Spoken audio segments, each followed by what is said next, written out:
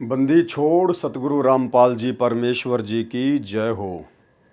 परमपिता परमात्मा, सारी सृष्टि के रचनहार, कुल मालिक, असंख्य ब्रह्मांडों के स्वामी, जगत गुरु, तीनों लोकों में प्रवेश करके सबका भरण पोषण करने वाले, राजाधिराज, आत्माधार, नाथों के नाथ, देवों के देव महादेव, सर्वेश्वर महेश्वर, मृत्युंजय, अजरो अमर, आदि अनादि सनातनी प्रभु, जगत पिता जगदीश्वर, श्री श्री 1008 की उपाधि के वास्तविक अधिकारी, अकाल मूरत शब्द स्वरूपी राम वासुदेव सर्वगतम ब्रह्म, परम पूजे प्रथम पूजे, परम संत, परम पुरुष, परम धनी, परम दयालु, सत्य कबीर, हक्का कबीर, अल्लाहु अकबर, बाखबर, अल्लाह ताला, जगत के तारणहार, जगत के मुक्तिदाता, जगत के जगन्नाथ, हारे के सहारे, हिंदुओं के राम, मुसलमानों के अल्लाह, सिखों के वाहिगुरु, ईसाइयों के मसीह, दया के सागर दया निधि, करुणा के सागर करुणा निधि, स्वयंभू परिभू, संकट मोचन, कष्ट हरण, मंगल करण, दुख भंजन, अविगत कबीर, निर्विकार निर्विषम परमात्मा, अलय अलेख सतगुरु, आदि अनादि सतगुरु, असली मर्यादा पुरुषोत्तम, असली राम, असली कृष्ण, असली घनश्याम, असली मुरारी, राजाओं के राजा, महाराजाओं के महाराजा, शहंशाहों के शहंशाह, सम्राटों के सम्राट, भगवानों के भगवान, अल्लाहों के अल्लाह, मसीहों के मसीह, सच्चे वाहिगुरु, बाबाओं के बाबा, पीरों के पीर, सेठों के सेठ, जगत सेठ, सावड़ सा सेठ, सर्वगुण संपन्न, अनंत कोटि कलाओं के स्वामी, अनंत कोटि ब्रह्मांडों के नायक, योगियों में महायोगी, ध्यानियों में महाध्यानी, सिद्धों में परम सिद्ध, ज्ञानियों में तत्व ज्ञानी, ब्रह्म ज्ञानी, महाज्ञानी, परम ज्ञानी, सर्वश्रेष्ठ ज्ञानी, विज्ञानी, युवा कबीर, समर्थ कबीर, असमवात, अमित ओजा, सच्चे रहनुमा, करीम अल्लाह, सुभान अल्लाह, दुनिया के अंतिम पैगंबर, 8 सितंबर 1951 से गांव धनाना, जिला सोनीपत, हरियाणा, भारतवर्ष की पावन भूमि पे प्रकट रियल कल की भगवान श्री नारायण साकार हरि, श्री बाबा साहेब स्वयंभू संत शिरोमणि सतगुरु रामपाल जी परमेश्वर जी के चरण कमल में साध संगति से देश विदेश से जुड़े हुए हम सभी सत्सेवक भाई बहनों का अनंत कोटि दंडवत प्रणाम। सत्साई भाई और बहनों, बहुत बड़ी दया परमपिता परमेश्वर, सर्व सृष्टि के रचनहार, उत्पत्ति करता सतगुरु रामपाल जी परमेश्वर जी की, जिनके विशेष आशीर्वाद से, जिनकी वीआईपी कृपा से आप और हम सभी सत्सेवक भाई बहन जो साध संगति से जुड़े हुए हैं, अपने आत्म कल्याणार्थ इस भक्ति मार्ग में गुरुदेव भगवान के तत्व ज्ञान को आधार बनाकर उन्हीं के चरण कमलों में दृढ़ता के साथ में लगे हुए हैं। भाई और बहनों, सृष्टि रचना के माध्यम से करौथा कांड और बरवाला कांड के रहस्य उजागर हो रहे हैं।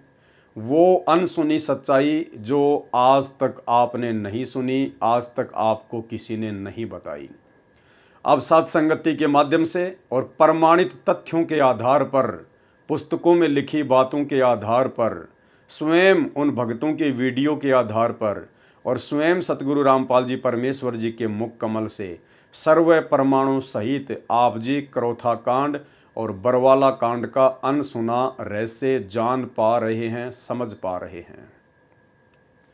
भाई और बहनों, ये सभी जानकारियां बहुत ही आवश्यक है, क्योंकि इन जानकारियों के अभाव में आप और हम कभी भी काल के षड्यंत्र का शिकार हो सकते हैं। सतगुरु रामपाल जी भगवान इस काल के लोक में आप और हमारे से भक्ति करवाने के लिए हमारे अंदर जितनी भी प्रकार की शंका हैं, संशय हैं, भय हैं या गलत फहमियाँ हैं, परमेश्वर उन सब को हमसे दूर करवाना चाहते हैं। क्योंकि काल अपनी लड़ाई सूक्ष्म रूप से लड़ता है और काल की सूक्ष्म चाल को जीव नहीं समझ पाता है। इसलिए परमात्मा दया करते हैं अपने किन्हीं दास के ऊपर या दासियों के ऊपर। वो गुरुदेव भगवान की रजा, उनकी मेहर, उनकी मौज, वो किसको अपने मिशन के लिए खड़ा करते हैं, निमित्त बनाते हैं। तो वर्तमान में पूज्य गुरुदेव जी की असीम रजा, जो परमेश्वर ने सत्सेवक भाई बहनों को निमित्त बनाया हुआ है, और आपके सामने सत्य प्रमाणित बरवाला कांड और करौथा कांड की सच्चाई पहुंचाई जा रही है। क्योंकि भाई और बहनों, आप और हम दो कोटि के जीव हैं, दो कोटि के प्राणी हैं। आप और हम कभी भी काल के षड्यंत्र में फंसकर भ्रमित हो सकते हैं। इसके लिए परमात्मा कोई भी गुंजाइश अब साध संगतियों के माध्यम से नहीं छोड़ेंगे। आने वाले 1000 वर्ष तक जो परमेश्वर का मार्ग निर्बाध रूप से चलने वाला है, उस मार्ग में परमेश्वर की आत्मा किसी भी प्रकार से काल के षड्यंत्र का शिकार ना बन सकें। इसके लिए परमात्मा किसी भी प्रकार की कोई भी कमी ना तो स्वयं रखेंगे और यथासंभव अपने दास दासियों को सेवा देते हुए उनके माध्यम से भी कंप्लीट जानकारी अपनी तमाम आत्माओं तक पहुंचाएंगे। तो भाई और बहनों, आज का बरवाला कांड के ऊपर हमारा ये पार्ट नंबर 2 है। और वैसे यदि देखा जाए जो तमाम वीडियो बन रहे हैं करोथा कांड और बरवाला कांड के ऊपर, उस हिसाब से हमारा ये 8वें नंबर का पार्ट है। और दास आपसे रिक्वेस्ट करेगा, प्रार्थना करेगा, यदि आप जी डायरेक्ट ये 8वां पार्ट देख रहे हैं, आज पहली बार यदि आप जुड़ रहे हैं, तो यदि आपने 1 नंबर पार्ट से वीडियो देखने शुरू नहीं किए हैं तो आप जी को कुछ भी समझ में नहीं आने वाला है, क्योंकि हर एक वीडियो की कड़ी हर एक पहले वाली वीडियो से जुड़ी हुई है। जब तक आप पार्ट नंबर 1 से सारे वीडियो देखते हुए नहीं आएंगे, तब तक आपको बीच में से कोई भी वीडियो सही प्रकार से समझ में नहीं आएगा। तो आप जी 1 नंबर पार्ट से देखना शुरू करें। और ये वीडियो देखने के लिए आप फेसबुक पर पेज को सर्च करें, पवन दास इज़ लाइव, वहाँ पर आपको सभी वीडियो मिलेंगे। इसके अलावा इस वीडियो के ऊपर जो टाइटल है उसमें भी आपको लिंक दिए हुए मिल जाएंगे। आप जी लिंक ओपन करके भी सारे पार्ट देख सकते हैं। तो भाई और बहनों, कल हमारा पहला नंबर का वीडियो था बरवाला कांड के ऊपर।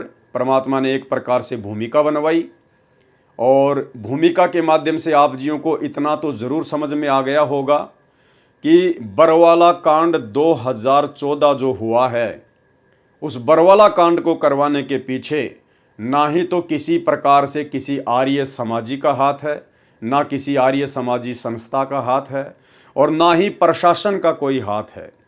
बरवाला कांड 2014 के पीछे यदि किसी का हाथ है तो सतलोक आश्रम मैनेजमेंट हरियाणा का हाथ है। सतगुरु रामपाल जी परमेश्वर जी के कलयुगी परिवार का हाथ है। सतलोक आश्रम में रहने वाले स्टेट कोऑर्डिनेटरों का हाथ है। सतलोक आश्रम में रहने वाले उन बड़े बड़े भक्तों का हाथ है जो अपने गुरुदेव भगवान को समझ नहीं पाए, पहचान नहीं पाए, कबीर परमात्मा के रूप में अपने गुरु की पहचान कर नहीं पाए और काल प्रेरित होकर मर्यादा तोड़ते रहे। और गुरु को मानुष मानने के चलते उन्होंने गुरु के साथ में रहते हुए अपनी मनमानियां शुरू कर दी। और उन्हीं मनमानियों के तहत इन लोगों ने सन 2010 में सतलोक आश्रम बरवाला में सतगुरु रामपाल जी परमेश्वर जी के छोटे कलयुगी भाई महेंद्र ने राष्ट्रीय समाज सेवा समिति नाम का एक काल प्रेरित मनवस संगठन खड़ा कर दिया। और राष्ट्रीय समाज सेवा समिति में केवल ज़्यादातर उन्हीं लोगों को जोड़ा गया जो लोग सतगुरु रामपाल जी परमेश्वर जी से ज़्यादा सतगुरु रामपाल जी के छोटे भाई महेंद्र की गुलामी करते थे, चापलूसी करते थे। और इन लोगों ने मनमुखी होकर 3 पुस्तकें लिखी न्यायालय के खिलाफ, भ्रष्ट जज कुमारग पर, न्यायालय की गिरती गरिमा और सरासर अन्याय। और इन तीनों पुस्तकों में इन्होंने जजों के खिलाफ भड़काऊ भाषा का प्रयोग किया। जालिम, निकम्मे, महाझूठे, हरामखोर, ना जाने क्या क्या शब्दों का इन्होंने प्रयोग किया। और फिर वो पुस्तकें पूरे हरियाणा में बंटवाई गई, सभी कोर्टों में बंटवाई गई, जजों की टेबल पर भी पहुंचाई गई। जबकि उन्हीं जजों के नीचे सतगुरु रामपाल जी परमेश्वर जी के मुकदमे चल रहे हैं। तो आप जी खुद विचार कर सकते हैं कि यदि उन्हीं जजों के खिलाफ आप जी इस प्रकार से भगत होकर अभद्र भाषा का प्रयोग करेंगे, लिखेंगे, तो आप जी के सतगुरुदेव जी के मुकदमों के ऊपर क्या असर पड़ेगा। लेकिन भाई इन लोगों को इन सब बातों से कोई मतलब नहीं था, क्योंकि ये तो पूरी तरह से काल भगवान के गुलाम बनकर अपनी सेवा में लगे हुए थे। इनको ना आगे का पता था ना पीछे का पता था, ये केवल पूरी तरह से काल प्रेरित थे। काल ने इनसे जो करवाना था केवल वही इनके अंदर प्रवेश करके उसने करवाया। यानी सीधा सीधा अपन कह सकते हैं कि जजों को भड़काकर काल का काम सतलोक आश्रम मैनेजमेंट हरियाणा के माध्यम से केवल एक ही था कि बरवाला कांड करवाया जाए, इस संत को बदनाम करवाया जाए, इस संत के भगतों को तोड़ा जाए। और वो काम उस काल ने बखूबी गुरुदेव के पूरे मैनेजमेंट को निमित्त बनाकर करवा दिया। उसके बाद बरवाला कांड हो जाता है।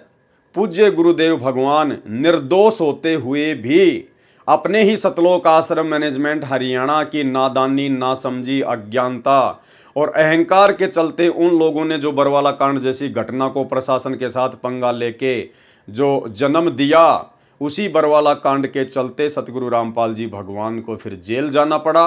उनके ऊपर मर्डर का मुकदमा लगा, देशद्रोह का मुकदमा लगा और फिर आगे चलकर अपने ही भक्तों की गलतियों के चलते सतगुरु रामपाल जी परमात्मा को देशद्रोह के मुकदमे में डबल आजीवन उम्र कैद की सज़ा मिली। खैर भाइयों और बहनों, ये बात अलग है कि ये स्वयं परमपिता परमेश्वर हैं, इनके ऊपर कोई भी उम्र कैद की सज़ा काम नहीं करती हैं, क्योंकि ये स्वयं स्वयंभू हैं, कबीर भगवान है और जिस भगवान की कोई उम्र ही नहीं है, भला उनके ऊपर उम्र कैद की सज़ा क्या काम करेगी। खैर ये सब तो आने वाले समय में पूरी दुनिया को पता चलेगा, पूरी दुनिया देखेगी। वर्तमान में तो लोग इन बातों पर यकीन नहीं करेंगे। केवल चंद ही आत्माएं हैं जो इन बातों पर आंख बंद करके विश्वास कर सकती हैं, क्योंकि उन्हें अपने गुरुदेव भगवान की पहचान हो चुकी है कि सतगुरु रामपाल जी कोई मानुष नहीं है, कोई आम संत, आम व्यक्ति, आम साधु नहीं है। ये स्वयं अल्लाह अकबर हैं, जिन्होंने पूरी कायनात को रचा है, पूरी सृष्टि को रचा है। और आज ये परमेश्वर इस प्रकार की भूमिका करते हुए अपनी आत्माओं को इस शैतान के षड्यंत्र से बाहर निकालने के लिए 8 सितंबर 1951 से धरती पर प्रकट हैं। तो भाइयों और बहनों, कहने का मतलब है, यदि हमने इस भक्ति मार्ग पर सफल होना है तो हमने अपनों से सावधान होकर चलना पड़ेगा। जी हाँ, काल ने बरवाला कांड के लिए उन्हीं लोगों को निमित्त बनाया जिन लोगों पर लाखों की संगत अंधविश्वास किया करती थी। हालांकि संगत को अंधविश्वास, ब्लाइंड फेथ करना चाहिए था अपने गुरुजी पर, अपने गुरुजी के मुख कमल से बोली गई बातों पर और अपने गुरुदेव के सत्संगों पर। लेकिन नादान संगत ने ज्ञान को आधार ना बनाकर ब्लाइंड फेथ कर लिया गुरुदेव के बेटा बेटी, भाई बंधु, रिश्तेदारों पर, उन तमाम कोऑर्डिनेटरों पर, बड़े बड़े सेवादारों पर, जो कि सारे के सारे मर्यादा तोड़ने के चलते काल की गोद में बैठे हुए थे। तो भाई और बहनों, अब हमने सावधान हो जाना है। परमात्मा हमें मौका दे रहे हैं ताकि आगे चलकर अपने उन्हीं भगत भाई बहनों की गलतियों से शिक्षा लेते हुए हम इस भक्ति मार्ग में कोई ऐसी गलती ना कर बैठें जिसके चलते हमारी भक्ति का तो सत्यानाश हो ही हो, साथ में हमारे गुरुदेव को भी किसी प्रकार की आपत्ति या दिक्कत। क्योंकि काल लोक में परमात्मा जिस प्रकार से एक आम संत, एक आम व्यक्ति की भूमिका कर रहे हैं, उस आधार से हम भगत आत्माओं की तरफ से हमारे गुरुदेव भगवान को किसी भी प्रकार की कोई भी समस्या का सामना ना करना पड़े। तो भाई और बहनों, आज हमारा ये दूसरा पार्ट है। आपने बहुत ही ध्यान से इन चीज़ों को समझना है और दास आपसे फिर से रिक्वेस्ट करेगा, फिर से आपसे प्रार्थना करेगा, यदि आपने 1 नंबर पार्ट से वीडियो देखने शुरू नहीं किए हैं तो आपको ज़रूर देखने चाहिए, अन्यथा आपको 5 नंबर पार्ट तो ज़रूर देखना चाहिए, क्योंकि 5 नंबर पार्ट में गुरुदेव भगवान ने स्वतंत्र कर्मों का जिक्र किया है। और स्वतंत्र कर्मों के तहत जब ये काल ये मनुष्य शरीर प्रदान करता है स्त्री या पुरुष का, तो ये 75% पाप कर्म और पुण्य कर्म मिलाकर जीव का प्रारब्ध बना देता है। यानी जो 75% पाप और पुण्य कर्म मिलाकर ये जो हमारा भाग्य बनाता है, हमारी जो ये किस्मत बनाता है, जो हमें भोगना ही भोगना होता है। अगर दुख है तो दुख भोगने पड़ेंगे, सुख है तो सुख भोगने पड़ेंगे। 75% कर्मों के हम लोग अधीन होते हैं, परतंत्र होते हैं, क्योंकि काल हमारे संचित कर्मों से रेशियो निकालकर पाप और पुण्य का 75% हमारा भाग्य निर्धारित करता है। उसमें परम संत के अलावा कोई भी पृथ्वी पर चेंज नहीं कर सकता है। इसके अलावा 25% ये हमें छूट देता है स्वतंत्र कर्मों के माध्यम से, कि 25% मैं आपको छूट दे रहा हूं। आप मनुष्य योनि में हैं, अन्य योनियों से सर्वश्रेष्ठ हैं, और ये जो मनुष्य योनि है ये एक कर्म योनि है, यानी हम इसमें कर्म बना भी सकते हैं और बिगाड़ भी सकते हैं। और ये कर्म बनाना और बिगाड़ना उन 25% स्वतंत्र कर्मों के ऊपर निर्भर करता है। तो स्वतंत्र कर्मों के तहत आप और हम भगत भाइयों बहनों ने कितना सजग होना है, कितना सावधान होकर चलना है। आज एक छोटा सा उदाहरण दास आपको देना चाहेगा। स्वतंत्र कर्मों के उस लेख में गुरुदेव भगवान ने एक और चीज़ का जिक्र किया था, यदि आपने देखा हो तो। स्वतंत्र कर्मों का एक लेख मैं आपको थोड़ा सा दिखाना चाहूँगा दोबारा से। ये कबीर सागर के सरलार्थ से गुरुदेव ने अनुवाद करते हुए उसके पेज नंबर 346 पर लिखा है, अध्याय कर्म बोध सारांश। क्रियावान कर्म। अपने जीवन काल में जो कर्म प्राणी करता है वे क्रियावान कर्म कहे जाते हैं। ये 75% तो प्रारब्ध कर्म होते हैं, यानी जो संस्कार यानी भाग्य में लिखे हैं वे किए जाते हैं। 25% कर्म करने में जीव स्वतंत्र होता है, यानी 25% कर्म करने में इस काल ने मनुष्य को स्वतंत्र रखा हुआ है। 75% कर्म करने में जीव बाध्य है, क्योंकि काल के द्वारा हमारा जो भाग्य बनाया जाता है वो 75% कर्म तो हमें भोगने के लिए बाध्य होना पड़ता है, उनमें कोई चेंजमेंट नहीं होता सच्चे सतगुरु की शरण में आए बिना, क्योंकि वे प्रारब्ध में लिखे होते हैं, परतंत्र हैं। परंतु पूर्ण संत मिलने पर परिस्थिति बदल जाती है। प्रश्न कहते हैं कि जीव कर्म करने में स्वतंत्र है। उत्तर दिया गुरुदेव ने, जीव मात्र 25% कर्म तो स्वतंत्र रूप से करता है। अपने जीवन काल में 75% कर्म तो प्रारब्ध वाले करने में परतंत्र है, विवश है। केवल 25% कर्म करने में जीव स्वतंत्र है। परंतु पूर्ण संत मिलने के पश्चात परिस्थिति बदल जाती है। अब क्या है जो मेन पॉइंट है भाइयों और बहनों, वो हमने देखना है। फिर क्या बताया गुरुदेव भगवान ने, प्रारब्ध में सुसंगत तथा कुसंगत भी लिखी होती है। स्वतंत्र कर्म तो हैं जिनके माध्यम से हम अपने कर्म बना भी सकते हैं, बिगाड़ भी सकते हैं। एक और महत्वपूर्ण बात गुरुदेव भगवान ने लिखी है कि जीव के भाग्य में यानी उसकी किस्मत में, उसके प्रारब्ध में सुसंगत यानी अच्छी संगत तथा कुसंगत यानी बुरी संगत भी लिखी हुई होती है। अब ये कुसंगत क्या है, सुसंगत क्या है, और वर्तमान में भक्ति मार्ग में इसका कितना बड़ा योगदान है, और कहां कहां जीव इसका फायदा उठा रहे हैं और कहां कहां जीव हानि उठा रहा है। आज एक पीला पर्चा सतलोक आश्रम मैनेजमेंट हरियाणा की तरफ से निकाला गया है। पीला पर्चा दास आपको दिखाना चाहेगा। ये पीला पर्चा है, सत साहेब जय बंदी छोड़ की सतगुरुदेव की जय। दिनांक 29 सितंबर 2024, समय 8:20। सभी भगत आत्माओं को सूचित किया जाता है कि सतगुरुदेव जी का आदेश आया है कि भगत लक्ष्मी नारायण दास कथावाचक, ये जो लक्ष्मी नारायण दास जी हैं, ये पहले मथुरा या फिर वृंदावन में ये बहुत बड़े कथावाचक थे, और बाद में इनको ज्ञान गंगा पुस्तक प्राप्त हुई।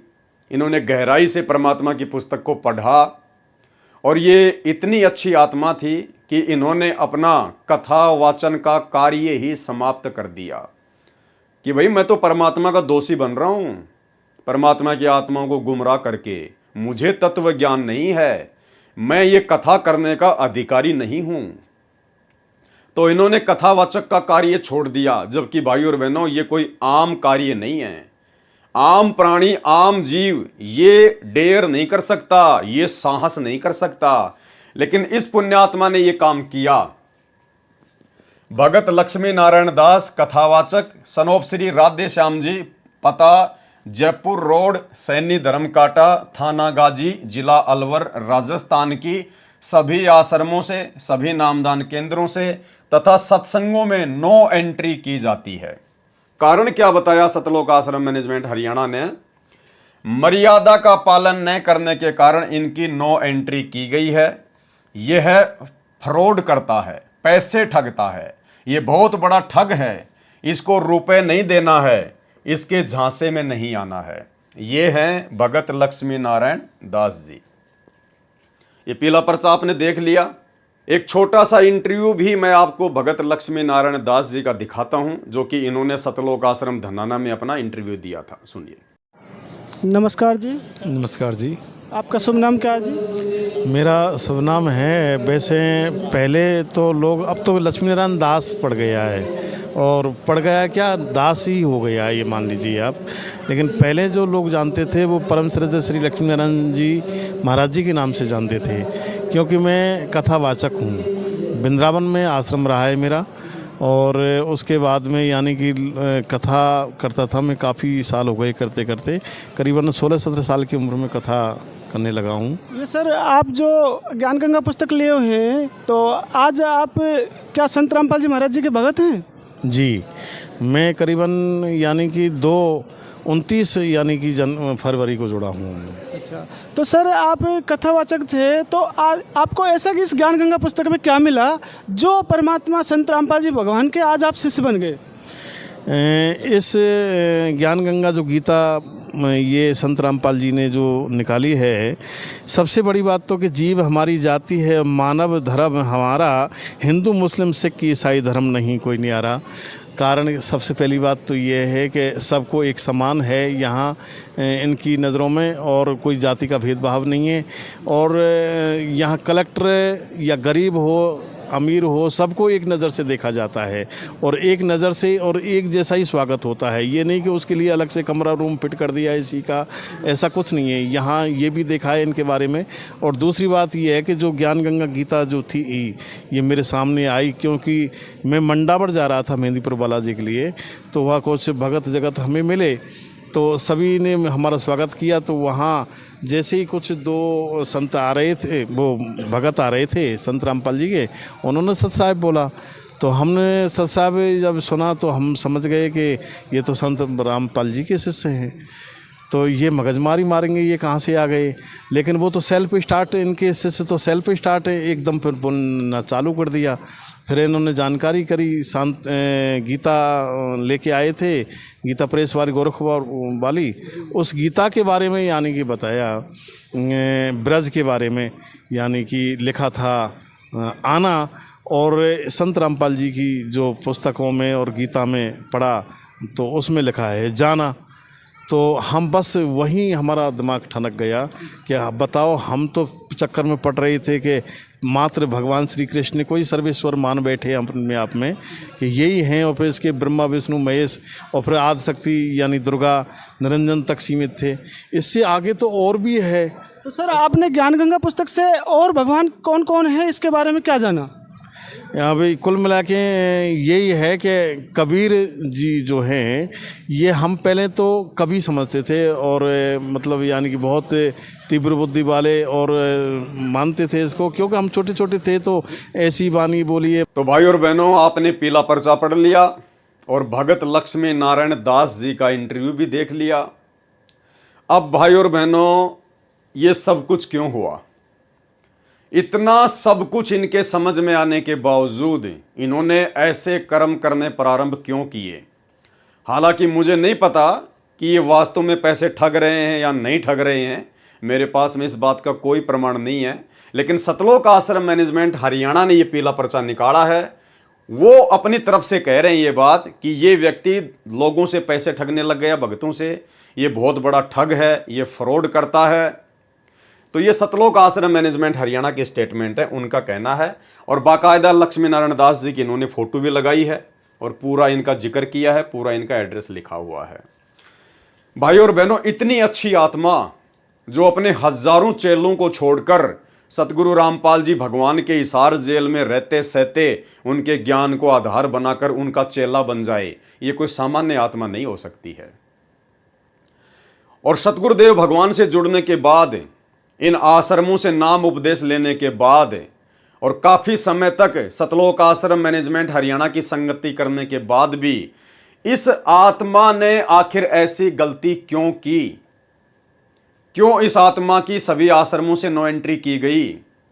भाई और बहनों, कारण है प्रारब्ध कर्मों में लिखी हुई सुसंगत और कुसंगत। क्या कहा गुरुदेव भगवान ने? प्रारब्ध में यानी भाग्य में सुसंगत तथा कुसंगत भी लिखी होती है। यह परमात्मा की विशेष आत्मा थी, पुण्य आत्मा थी। ज्ञान समझ के गुरुदेव भगवान से तो जुड़ गई अपने आत्म कल्याण के लिए, लेकिन भाई और बहनों, इस आत्मा के भाग्य में कुसंगत लिखी हुई थी। इसके प्रारब्ध में सुसंगत यानी साध संगति से जुड़ना हुआ नहीं लिखा था।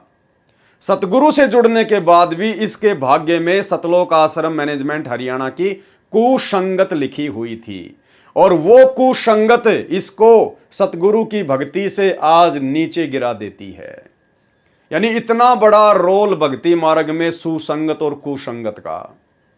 सतगुरु से नाम उपदेश लेने के बाद में यदि इस आत्मा को साध संगतियों का पता चल जाता और यदि यह आत्मा साध संगति से जुड़ जाती तो ये परमात्मा की एक नंबर की आत्मा होती, आज अपनी भक्ति बहुत अच्छी से कर रही होती। लेकिन इसके भाग्य में साध संगति नहीं थी, सुसंगत नहीं थी, इनके प्रारब्ध में कुसंगत लिखी हुई थी और कुसंगत इन्होंने सतलोक आश्रम मैनेजमेंट हरियाणा की, जिसके चलते आज इनको परमात्मा से, इस अनमोल वस्तु से दूर होना पड़ रहा है। भाई और बहनों, कितना बड़ा रोल है सुसंगत और कुसंगत का। शुक्र मनाओ सतगुरु रामपाल जी भगवान का कि आप जियों को सुसंगत प्राप्त हुई। भले आपने उपदेश ले लिया था, बाद में आपने साध संगति के वीडियो देखे, भले आपने संकल्प लिया और साध संगति से जुड़ गए, आपके प्रारब्ध में सतगुरु रामपाल जी भगवान ने पहले से सुसंगत लिखी हुई है, सुसंगत। और इसी सुसंगत से जुड़ने के कारण, साध संगति से जुड़ने के कारण आप जी आज भक्ति मार्ग में किस कदर दृढ़ होकर मर्यादाओं का ध्यान रखकर भक्ति कर रहे हैं। और ये आत्मा इतना बड़ा त्याग करके भी, हजारों अपने शिष्यों को छोड़कर भी कथा वाचन का कार्य करते थे, लाखों रुपया महीने का कमाते थे। उसके बाद इनके पास में कोई काम धंधा नहीं था, फिर भी इन्होंने हिम्मत की, परमात्मा पे विश्वास किया और परमेश्वर पर विश्वास करके इन्होंने नाम उपदेश लिया। लेकिन इनके भाग्य में कुसंगत लिखी हुई थी सतलोक आश्रम मैनेजमेंट हरियाणा की। ये बार बार आश्रमों में जाया करते थे, लेकिन इनको आश्रमों में वो वस्तु प्राप्त नहीं हुई जो वस्तु केवल साध संगतियों में है। ना इनकी शंकाओं का समाधान हुआ, क्योंकि मन में बहुत सारे प्रश्न, बहुत सारे सवाल खड़े होते हैं जब हम गुरुदेव भगवान के सत्संग सुनना शुरू करते हैं। उपदेश तो इन्होंने ले लिया गुरुदेव का ज्ञान सुनकर, ज्ञान सुनने के बाद में आत्मा एकदम से फड़कती है, जिसके पिछले पुण्य अच्छे होते हैं, जिसके संस्कार अच्छे होते हैं। तो नाम तो इसने जल्दबाजी में ले लिया, जोश जोश में ले लिया थोड़ा बहुत ज्ञान सुन के, लेकिन उसके बाद में जब ये काल मन में शंकाएं पैदा करता है, सत्संग सुनते जाओगे मन में शंकाएं पैदा होती जाएंगी, ऐसा क्यों, ऐसा क्यों, ये क्यों, वो क्यों। उन सब बातों का जवाब इस भाई को सतलोक आश्रम मैनेजमेंट हरियाणा में नहीं मिला, क्योंकि वहां कोई ज्ञान चर्चा नहीं होती, उन आश्रमों में कोई ज्ञान चर्चा नहीं होती, कोई साध संगति नहीं होती, कोई शंका समाधान नहीं होता। और इसने देखा कि यार ये हो क्या रहा है, संत रामपाल जी का ज्ञान तो कुछ कह रहा है और इन आश्रमों में ये लोग क्या कर रहे हैं, संत रामपाल जी का परिवार क्या कर रहा है। और इन्होंने फिर विचार किया ठंडे दिमाग से कि यार जो काम लोगों को भगवान की आड़ में ठगने का मैं किया करता था, अरे वही का वही काम तो गुरुजी का परिवार भगवान की आड़ में, अपने गुरुजी की आड़ में, ज्योति और पाठ के नाम पर, दान के नाम पर, जमीन के नाम पर गुरुजी का परिवार संगत से कर रहा है। फिर मेरे इसमें अंतर क्या था। तो इसने सोचा कि मैंने कथावचन का काम क्यों छोड़ा। भाई मैं भी तो दुनिया को भगवान के नाम पे ठग रहा था और संत रामपाल जी का परिवार भी दुनिया को भगवान के नाम पे ठग रहा है, ज्योति और पाठ के नाम पे ठग रहा है, दान धर्म के नाम पे ठग रहा है, जबकि हम दोनों तो बराबर के हैं। संत रामपाल जी का परिवार भी उनका भगत है और इन्होंने सोचा कि मैं भी संत रामपाल जी का भगत हूं, तो हम तो आपस में भगत भाई हो गए। तो जब ये भगत भाई गुरुजी के आदेश की आड़ में ठग सकते हैं, गुरुजी के नाम की आड़ में अपने ही भाइयों को ठग सकते हैं, तो मैं क्यों नहीं कर सकता ये शुभ काम। ये तो मैं पहले ना कर रहा था, मुझे वो काम छोड़ना नहीं चाहिए था। तो शायद इन्होंने वो काम फिर से शुरू कर दिया कुसंगत के कारण। तो आप जी समझ सकते हैं भाई और बहनों, परमात्मा का एक एक शब्द कितना इंपॉर्टेंट है। जो गुरुदेव ने, जो स्वतंत्र कर्म हैं, जो कर्म बोध हैं, उसके अंदर जो लिखा है कि प्रारब्ध में सुसंगत तथा कुसंगत का भी असर पड़ता है। प्रारब्ध में सुसंगत तथा कुसंगत भी लिखी होती है। तो इस भाई के भाग्य में सतगुरु की शरण में आना तो लिखा ही लिखा था, साथ में सतलोक आश्रम मैनेजमेंट हरियाणा की काल एजेंटों की कुसंगत भी लिखी हुई थी। और इसी कुसंगत के चलते आज ये परमात्मा से दूर हो चुका है। और आने वाले समय में भाई और बहनों इसी प्रकार से जिन जिन की बैटरी डिस्चार्ज होती चली जाएगी, क्योंकि वर्तमान में तो किसी की भक्ति बन नहीं रही है। सतलोक आश्रम मैनेजमेंट हरियाणा के साथ में जितने भी लोग जुड़े हैं, चाहे लाखों चाहे करोड़ों, उनकी केवल बैटरी चल रही है, उनके पुण्य चल रहे हैं, उनकी वर्तमान भक्ति नहीं चल रही है, वर्तमान में गुरुदेव का आशीर्वाद उनके साथ में नहीं है, क्योंकि उन आत्माओं से तो इतने भक्ति विरुद्ध कुकर्म करवा दिए गए हैं सतलोक आश्रम मैनेजमेंट हरियाणा के द्वारा।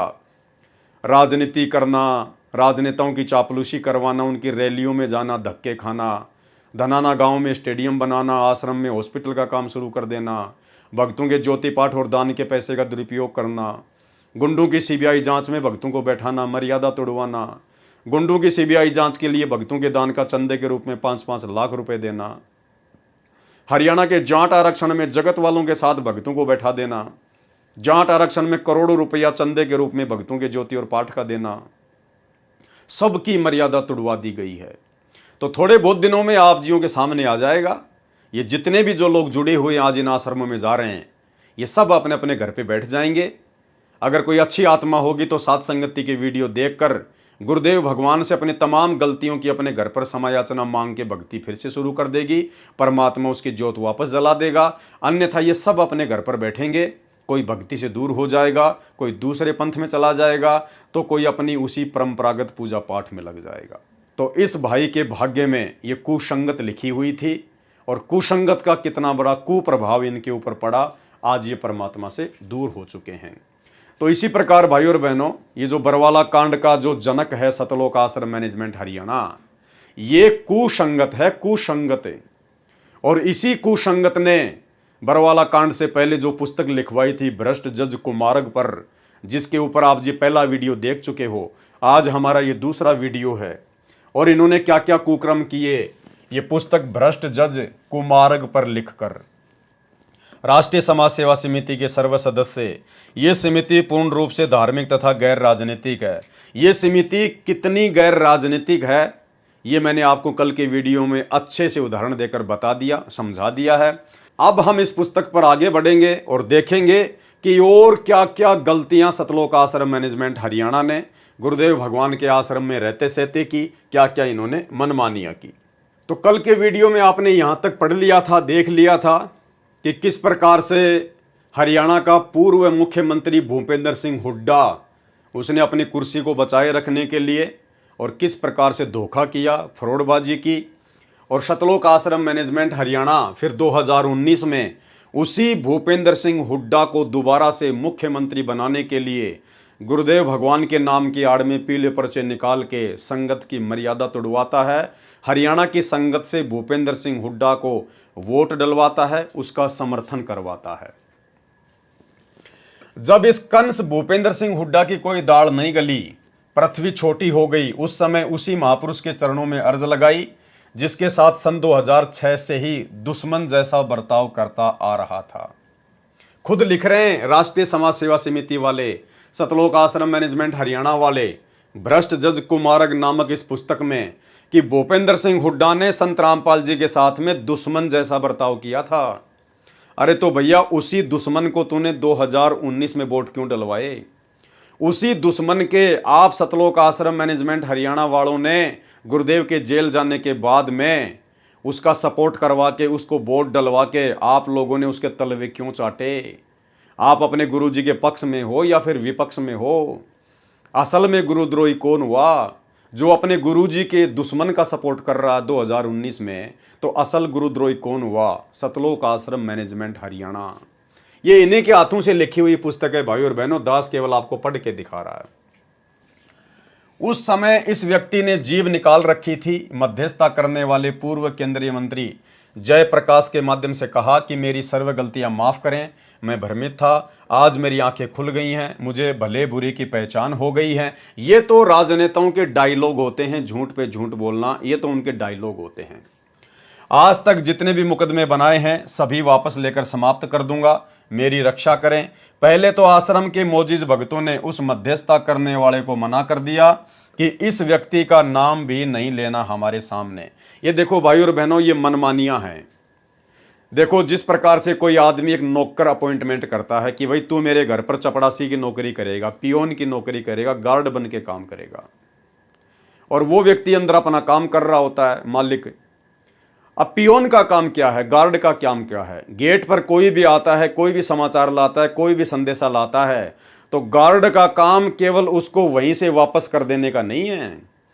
गार्ड केवल नौकर है, नौकर दास है, गुलाम है। उसका काम है जो भी संदेशा आया है किसी का भी, वो अपने मालिक तक पहुंचाए और मालिक का जो जवाब हो वो वापस उसको पहुंचाए। दास का केवल इतना ही काम होता है, नौकर का। जबकि भूपेंद्र सिंह हुड्डा ने अपने मीडिएटर के माध्यम से जब गुरुजी से माफी मांगनी चाहिए, गुरुजी से मिलना चाहा, तो सतलोक आश्रम मैनेजमेंट हरियाणा के मोजिज भक्तों ने, यानी मुख्य भक्तों ने अपने आप ही सलाह मशवरा करके और मना कर दिया कि हम उस व्यक्ति से नहीं मिलना चाहते। ये है मनमाना आचरण, अपने आप को बहुत बड़ा समझना, अहंकार में चूर हो जाना। जबकि भक्तों का काम था अपने गुरुजी तक वो प्रार्थना पहुंचाना कि गुरुजी ऐसी ऐसी बात है, भूपेंद्र सिंह हुड्डा का संदेशा आया है किसी व्यक्ति के माध्यम से, आप जी का क्या आदेश है। अब जैसा आदेश गुरुजी दें वैसा ही आप उनको बता दो। लेकिन ये लोग तो राष्ट्रीय समाज सेवा समिति बना के, और राष्ट्रीय समाज सेवा समिति का मैंने आपको जो पॉइंट नंबर 12 दिखाया, जो इनका नियम था कि हम राष्ट्रीय समाज सेवा समिति वाले अर्थात सतलोक आश्रम मैनेजमेंट हरियाणा वाले संत रामपाल जी से किसी भी कार्य में कोई दिशा निर्देश नहीं लेंगे। इन्होंने पहले ही साबित कर दिया अपने संविधान में पॉइंट नंबर 12 में कि हम संत रामपाल जी से कोई सलाह मशवरा नहीं करेंगे, हम मनमानियां करेंगे। और उसी मनमानी के तहत इन्होंने संत रामपाल जी तक संदेशा नहीं पहुंचाया। पहले तो आश्रम के मोजिज भक्तों ने उस मध्यस्थता करने वाले को मना कर दिया कि इस व्यक्ति का नाम भी नहीं लेना हमारे सामने। इस दुष्ट व्यक्ति ने बिना मतलब एक देवता स्वरूप जनता के हितैषी संत को सताया है। इससे पूछो कि हमने तथा हमारे गुरुदेव जी ने इसका क्या बिगाड़ा है।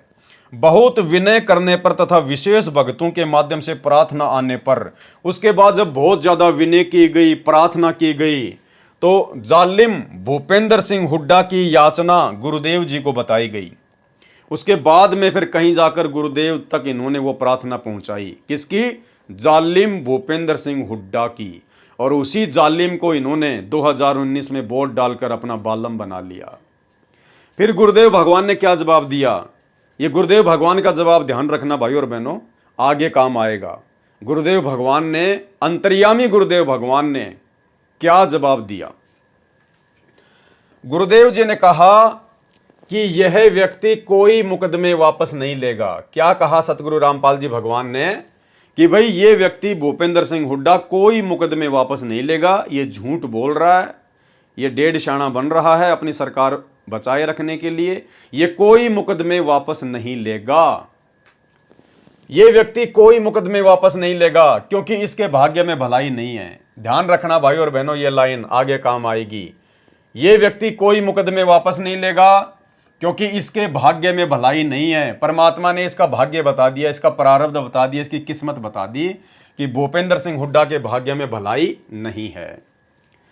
जैसा कि टीवी चैनलों पर चल रही खबरों से पता चलता है कि वे दुष्ट लोग डटकर सड़क पर बैठ गए हैं, आश्रम खाली कराने की जिद कर रहे हैं। यानी करोथा कांड के समय की बातें हो रही हैं। आश्रम पर मिलिट्री आ चुकी है। ये आर्य समाजी आचार्य जनता का नाश करना चाहते हैं तथा अन्य पार्टी वाले अपने राजनीतिक दुश्मन श्री भूपेंद्र सिंह हुड्डा को पद से हटाना चाहते हैं।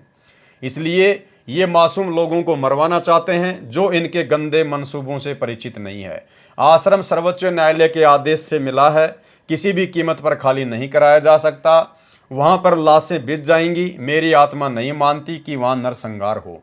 ऐसे आश्रम का आप क्या करोगे? इसलिए जनहित में आश्रम खाली कर देना उचित है। सरकार से वायदा कराएं कि आश्रम की सुरक्षा मिलिट्री को सुपुर्द करें। तत्कालीन मुख्यमंत्री भूपेंद्र सिंह हुड्डा ने यह शर्त मंजूर कर ली। गुरुदेव भगवान की यह शर्त उसने मंजूर कर ली अपनी सरकार बचाए रखने के लिए। आश्रम खाली कर दिया गया। तब उस कंस भूपेंद्र की सरकार बची। 2013 की बात है ये। 12 मई 2013 से 26 अक्टूबर 2014 तक 1.5 वर्ष का इस कृतगनी को राज्य हमारे सतगुरुदेव जी का बख्शा हुआ था। उसके पश्चात आगे क्या लिख रहे हैं सतलोक आश्रम मैनेजमेंट हरियाणा वाले भूपेंद्र सिंह हुड्डा के विषय में? उसके पश्चात यह कृतगनी व्यक्ति भूपेंद्र सिंह हुड्डा आश्रम में संत जी का धन्यवाद करने भी नहीं आया। यानी 2013 में गुरुदेव ने भूपेंद्र सिंह हुड्डा की याचना पर, उसकी प्रार्थना पर कि साहब मेरी सरकार गिर जाएगी, आश्रम तो मैं खाली करा नहीं सकता आप लोगों से, क्योंकि आपको जो है सुप्रीम कोर्ट से मिला है। अब अगर मेरी सरकार आप जी बचा सकते हो तो बचा दीजिए। उधर से आर्य समाजी मुझे परेशान कर रहे हैं, दुखी कर रहे हैं। आप जी करोथा आश्रम को खाली कर दीजिए ताकि आर्य समाजी भी खुश हो जाएं और मेरी सरकार बची की बची रह जाए। तो गुरुदेव भगवान ने कहा कि ठीक है, जा, तेरे को माफ़ किया। गुरुदेव ने आश्रम खाली करवा दिया, इसकी सरकार बच गई।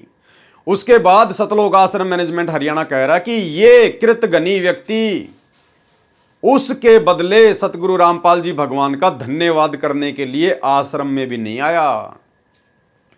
उसके पश्चात यह कृतघ्नी व्यक्ति भूपेंद्र सिंह हुड्डा आश्रम में संत जी का धन्यवाद भी करने नहीं आया। कब की बात है? 2013 की।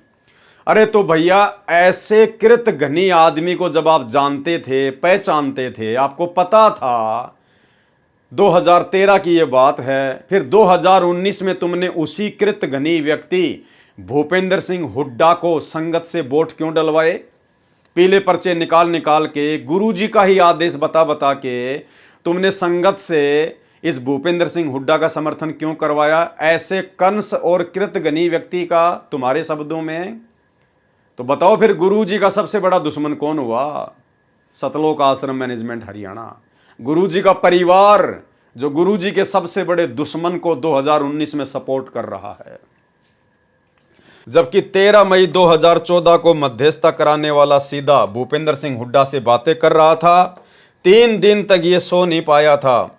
भगत सुन रहे थे कि वह कह रहा था कि एक बार मेरे गले से फांसी निकलने दो, इस समस्या का हल हो जाने दो, मैं आश्रम में आऊंगा, कहो तो आज रात को ही आ जाऊं।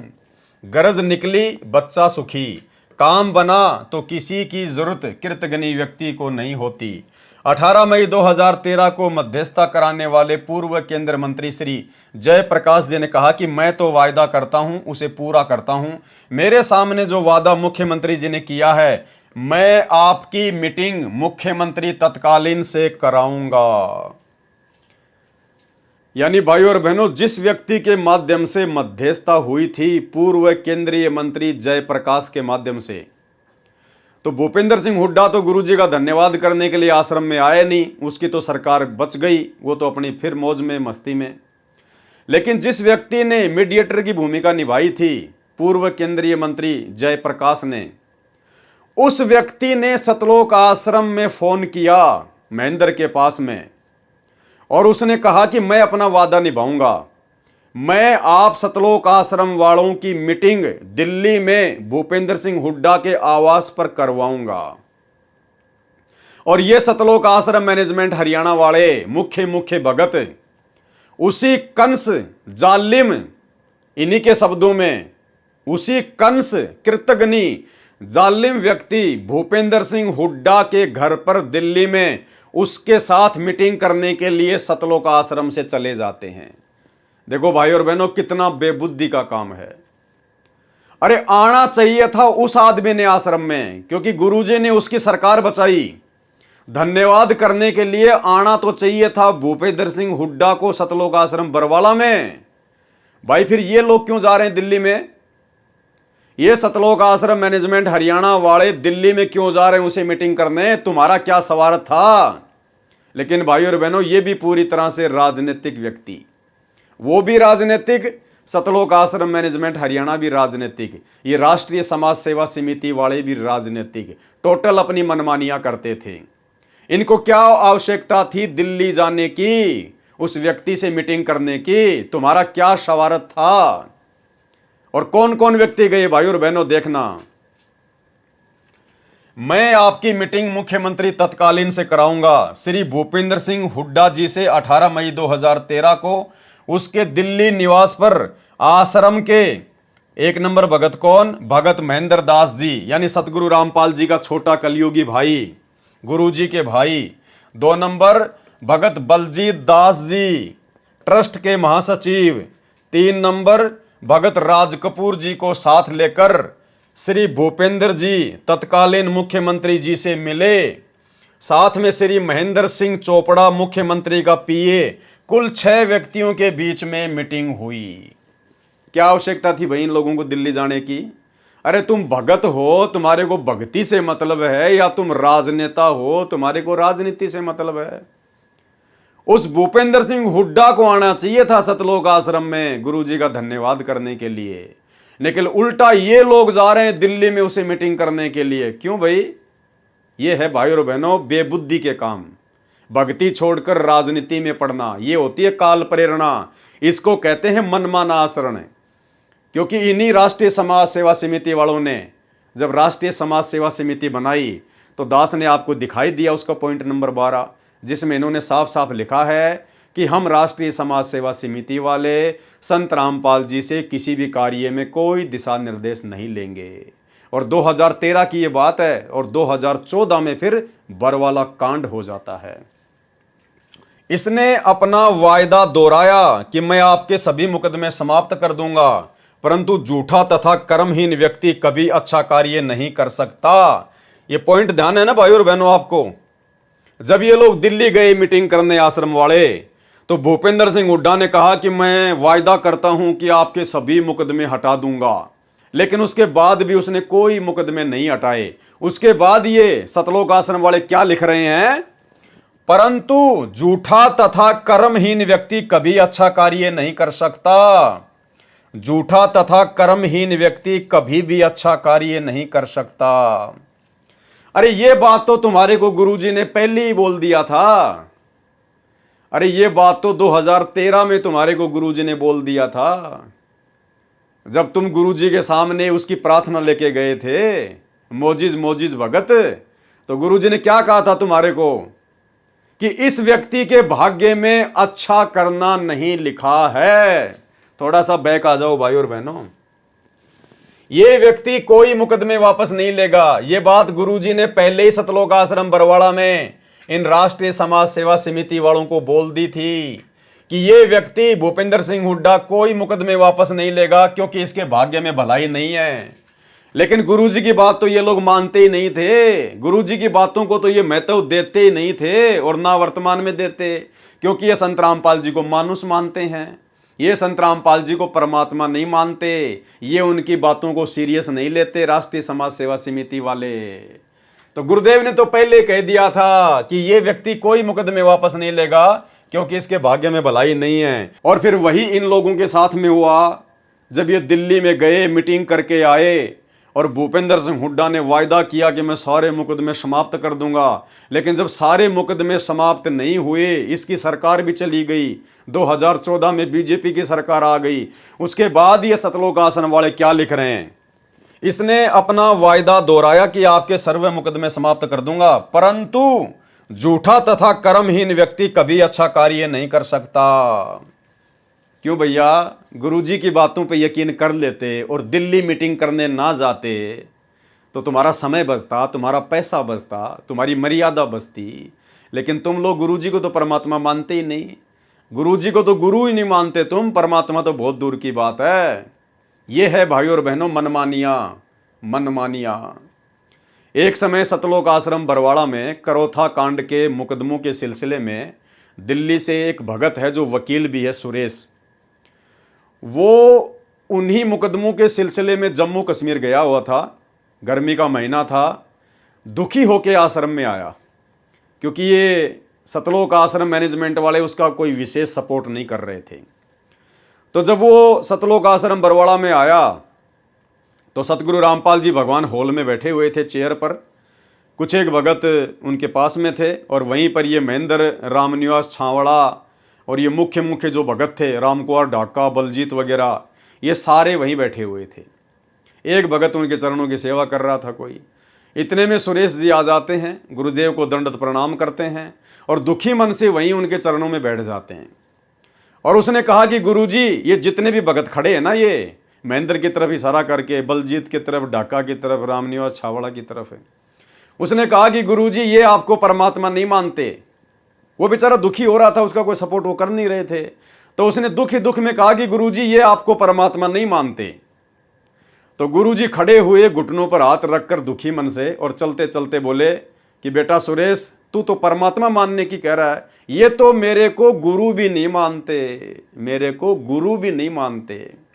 तो भाई और बहनों, अगर ये संत रामपाल जी को अपना गुरु भी मानते, गुरु का मतलब होता है गुरु जो शिक्षा दे दे उसकी शिक्षा के ऊपर अमल करना, तो गुरुदेव ने तो इनको पहले कह दिया था कि ये भूपेंद्र सिंह हुड्डा कोई मुकदमे वापस नहीं लेगा और भाई इसके भाग्य में अच्छाई करना नहीं लिखा है। तो वहीं समझ जाना चाहिए था, फिर दिल्ली क्यों गए उसके घर पे मीटिंग करने के लिए? इसको कहते हैं गुरु को मानुस मानकर अपनी मनमानियां करना। और इन्हीं मनमानियों का नतीजा भाई और बहनों आगे चलकर इन्होंने जो भ्रष्ट जज कुमारक पर पुस्तक लिखी और कोर्टों में बंटवाई, जजों के खिलाफ अभद्र भाषा का प्रयोग किया, जिसके चलते जज भड़क गए और ये बर वाला कांड हुआ। परंतु झूठा तथा कर्महीन व्यक्ति कभी अच्छा कार्य नहीं कर सकता। आजकल करते करते जुलाई 2014 आ गई, कुछ नहीं किया। अरे तो अंतर्यामी ने तो पहले बता दिया था भाई। 12 जुलाई 2006 में इस दुष्ट का इरादा संत रामपाल दास जी महाराज को मरवाने तथा आश्रम तहस नहस करने का था। ध्यान से पढ़ना भाई और बहनों, कोई जल्दबाजी नहीं है। परमात्मा कहते हैं वाणी ही से पहचानिए कुटिल नीत की घात, यानी जिस व्यक्ति के अंदर कुटिलता भरी हो, छल कपट भरा हो, तो गुरुदेव कहते हैं उसकी पहचान कैसे होगी? वाणी ही से पहचानिए, उसके मुख से निकले शब्दों से पहचान होती है। जैसे इन्होंने अपने कर कमलों से ये पुस्तक लिखी है राष्ट्रीय समाज सेवा समिति वालों ने। ये पुस्तक अर्थात राष्ट्रीय समाज सेवा समिति के लोगों के विचार हैं, उनका आचरण है, उनका स्वभाव है। तो गुरुदेव कहते हैं वाणी ही से पहचानिए कुटिल नीत की घात, अंदर की करनी की निकले मुंह से बात है। तो इनके अज्ञान और इनके पाखंड की पोल ये खुद अपने कर कमलों से लिखी गई पुस्तकों में खोल रहे हैं। क्या लिख रहे हैं ये लोग? ध्यान से पढ़िए। इस दुष्ट का इरादा कब? 12 जुलाई 2006 में। कौन दुष्ट? भूपेंद्र सिंह हुड्डा। 12 जुलाई 2006 में इस दुष्ट का इरादा संत रामपाल दास जी महाराज को मरवाने तथा आश्रम को तहस नहस करने का था। यानी अच्छी प्रकार से सतलोक आश्रम मैनेजमेंट हरियाणा जानता था, अच्छी प्रकार से गुरुजी के बेटा बेटी भाई बंधु रिश्तेदार ये कोऑर्डिनेटर जानते थे कि भूपेंद्र सिंह हुड्डा 2006 में ही संत रामपाल जी को जान से मरवाना चाहता था। उसके बावजूद भी इन लोगों ने गुरुजी के जेल जाने के बाद 2019 में उसी भूपेंद्र सिंह हुड्डा को अपना दामाद बना लिया। उसी भूपेंद्र सिंह हुड्डा को 2019 में सतलोक आश्रम मैनेजमेंट हरियाणा ने, सतगुरुदेव के कलयुगी परिवार ने, उसी भूपेंद्र सिंह हुड्डा को जिसने संत रामपाल जी को मरवाने की सोच रखी थी, ये खुद लिख रहे हैं अपने हाथों से, मैं नहीं बता रहा। और उसी व्यक्ति को इन्होंने मुख्यमंत्री बनाने की पूरी कोशिश की। तो खुद विचार कर लो कि गुरुजी के बेटा बेटी भाई बंधु रिश्तेदार ये गुरुजी के पक्ष में हैं या गुरुजी के विपक्ष में हैं। अरे ये लोग तो गुरुजी के दुश्मन के पक्ष में हैं, गुरुजी के दुश्मन के पक्ष में, भूपेंद्र सिंह हुड्डा के पक्ष में। 2019 में उसको हरियाणा का मुख्यमंत्री बनाने का पूरा प्रयास किया, भगतों से वोट डलवाए, पूरा सपोर्ट करवाया। तो विचार कर लो भाई और बहनों, आप जी किस कुसंगत में पड़े हो। आप सतलोक आश्रम मैनेजमेंट हरियाणा की बहुत बड़ी कुसंगत का शिकार हैं। जो भाई बहन इन सतलोक आश्रमों में जा रहे हैं ये रिजेक्टेड हैं। ये गुरुजी का परिवार, ये स्टेट कोऑर्डिनेटर, बड़े बड़े सेवादार, ये रिजेक्टेड माल है गुरुजी की तरफ से। गुरुजी ने इनको 2014 बरवाला कांड से पहले ही रिजेक्ट कर दिया था। आपको आगे दिखाएंगे वीडियो में गुरुदेव के मुख कमल से।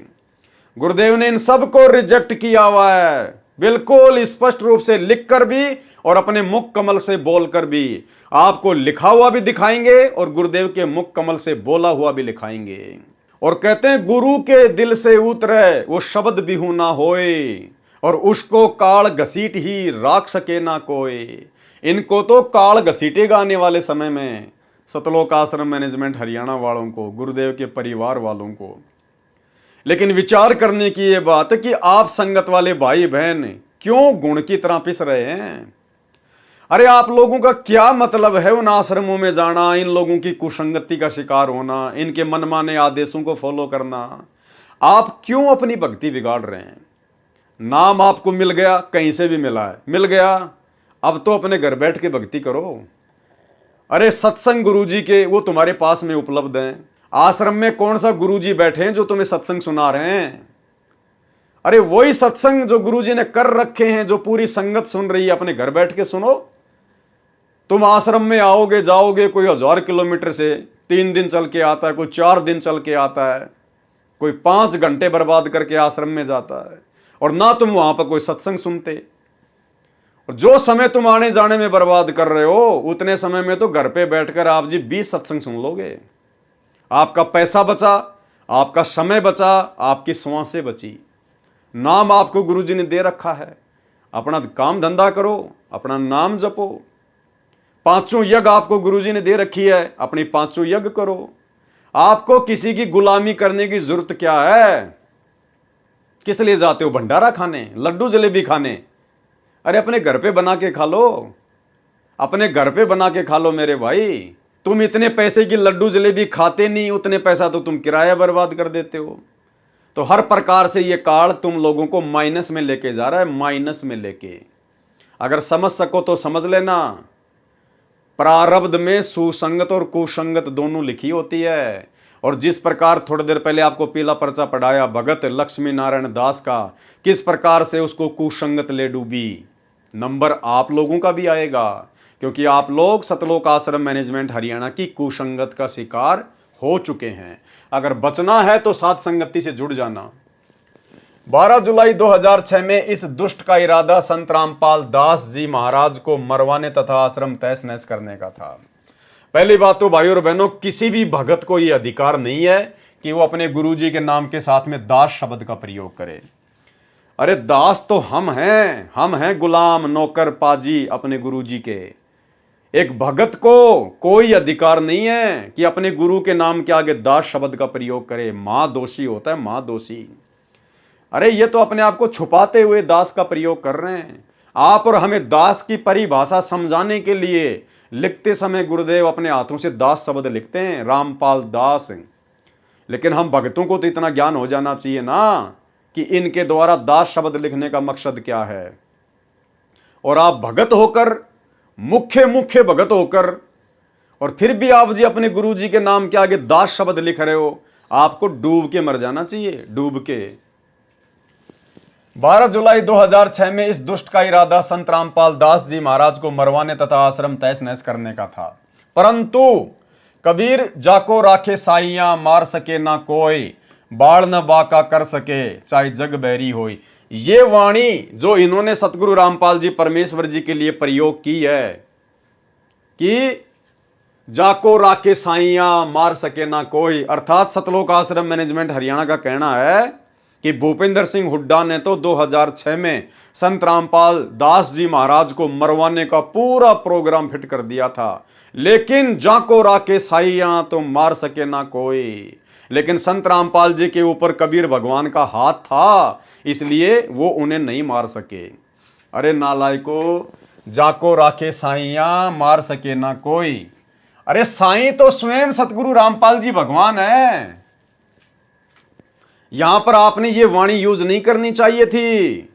अरे ये वाणी तो हम भक्तों के लिए है। हम भक्तों के ऊपर जब कोई आपत्ति आती है, कोई परेशानी आती है, कोई दुख आता है, तो ये वाणी तो आप और हमारे लिए है कि जाको राखे साइयां, मार सके ना कोई।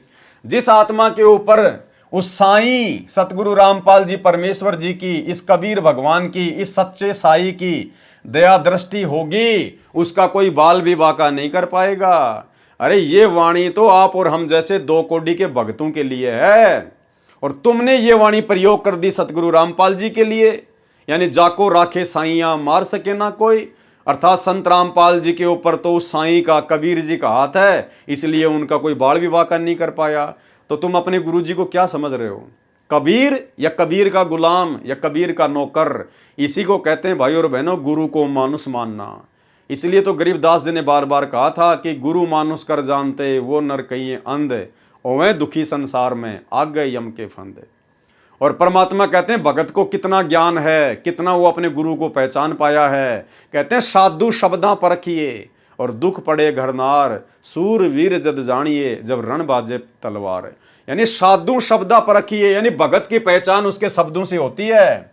तो ये सतलोक आश्रम मैनेजमेंट हरियाणा वाले भगत, इनकी पहचान इन्हीं के हाथों से लिखी गई पुस्तकों से ये खुद ही करवा रहे हैं कि हम संत रामपाल जी को क्या समझते हैं। केवल मानुष माना इन्होंने सतगुरु रामपाल जी परमात्मा को, और गुरु को मानुष मानने वाली आत्मा ही इतनी बड़ी बड़ी गलतियां कर सकती हैं जो इन्होंने की 2014 बरवाला कांड में। मीडिया को अपने प्रभाव में लेकर संत जी तथा सतलोक आश्रम करोथा को इतना बदनाम करा दिया कि आम जनता भी संत जी से घृणा करने लगी। जिस भूपेंद्र सिंह हुड्डा ने संत रामपाल जी को इतना बदनाम करवाया, 2006 में इतना बदनाम करवाया कि आम जनता भी संत रामपाल जी के नाम से हरियाणा में नफरत करने लगी। और उसी भूपेंद्र सिंह हुड्डा को 2019 में संत रामपाल जी के परिवार ने अपना दामाद बना लिया, अपना बाप बना लिया।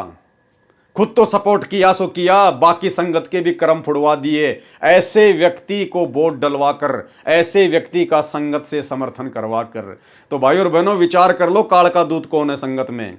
संत रामपाल जी के ये सतलोक आश्रम मैनेजमेंट हरियाणा वाले, उनके परिवार वाले दुश्मन है या उनके मित्र हैं? सबसे बड़ा गुरुद्रोही कौन है?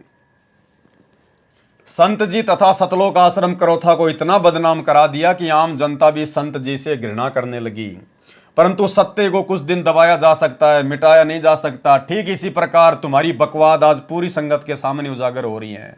तुम्हारे ही हाथों से लिखी गई ये पुस्तक भ्रष्ट जज कुमार्ग पर आज तुम्हारे विचार, तुम्हारे इरादे, तुम्हारा अज्ञान, तुम्हारी घटिया सोच कि तुम गुरु जी को क्या मानते थे, आज भी क्या मान रहे हो, तुम्हारे हाथों से लिखी गई पुस्तकों से सबके सामने आ रही है। परंतु सत्य को कुछ दिन दबाया जा सकता है, मिटाया नहीं जा सकता। आज 28 अक्टूबर 2014 तक भूपेंद्र सिंह हुड्डा जमीन से नीचे गड्ढे में गिरा है। राज रहित है। संत रामपाल जी तथा उनका सत्य ज्ञान आज शिखर में है। प्रतिमा 25,000 अनुयायी बन रहे हैं। झूठे मुकदमे झूठे ही होते हैं। भूपेंद्र सिंह हुड्डा तत्कालीन मुख्यमंत्री ने वकीलों से कहा कि जल्दी जल्दी सजा कर दो। बताओ, इनको यहां तक भी पता है कि संत रामपाल जी को जल्दी जल्दी सजा करने के लिए जजों पर दबाव किसने डाला? भूपेंद्र सिंह हुड्डा ने। और ऐसे व्यक्ति को इन्होंने 2019 में वोट डाल के अपना बाप बना लिया। तो सोचिए, ये आश्रम वाले आपके गुरुजी के साथ में हैं या आपके गुरुजी के विरुद्ध हैं? इसको कहते हैं कुसंगत। ये संगत में सबसे बड़ी गंदगी है सतलोक आश्रम और सतलोक आश्रम मैनेजमेंट हरियाणा वर्तमान वाले। झूठे मुकदमे झूठे ही होते हैं। भूपेंद्र सिंह हुड्डा तत्कालीन मुख्यमंत्री ने वकीलों से कहा कि जल्दी जल्दी सजा कर दो।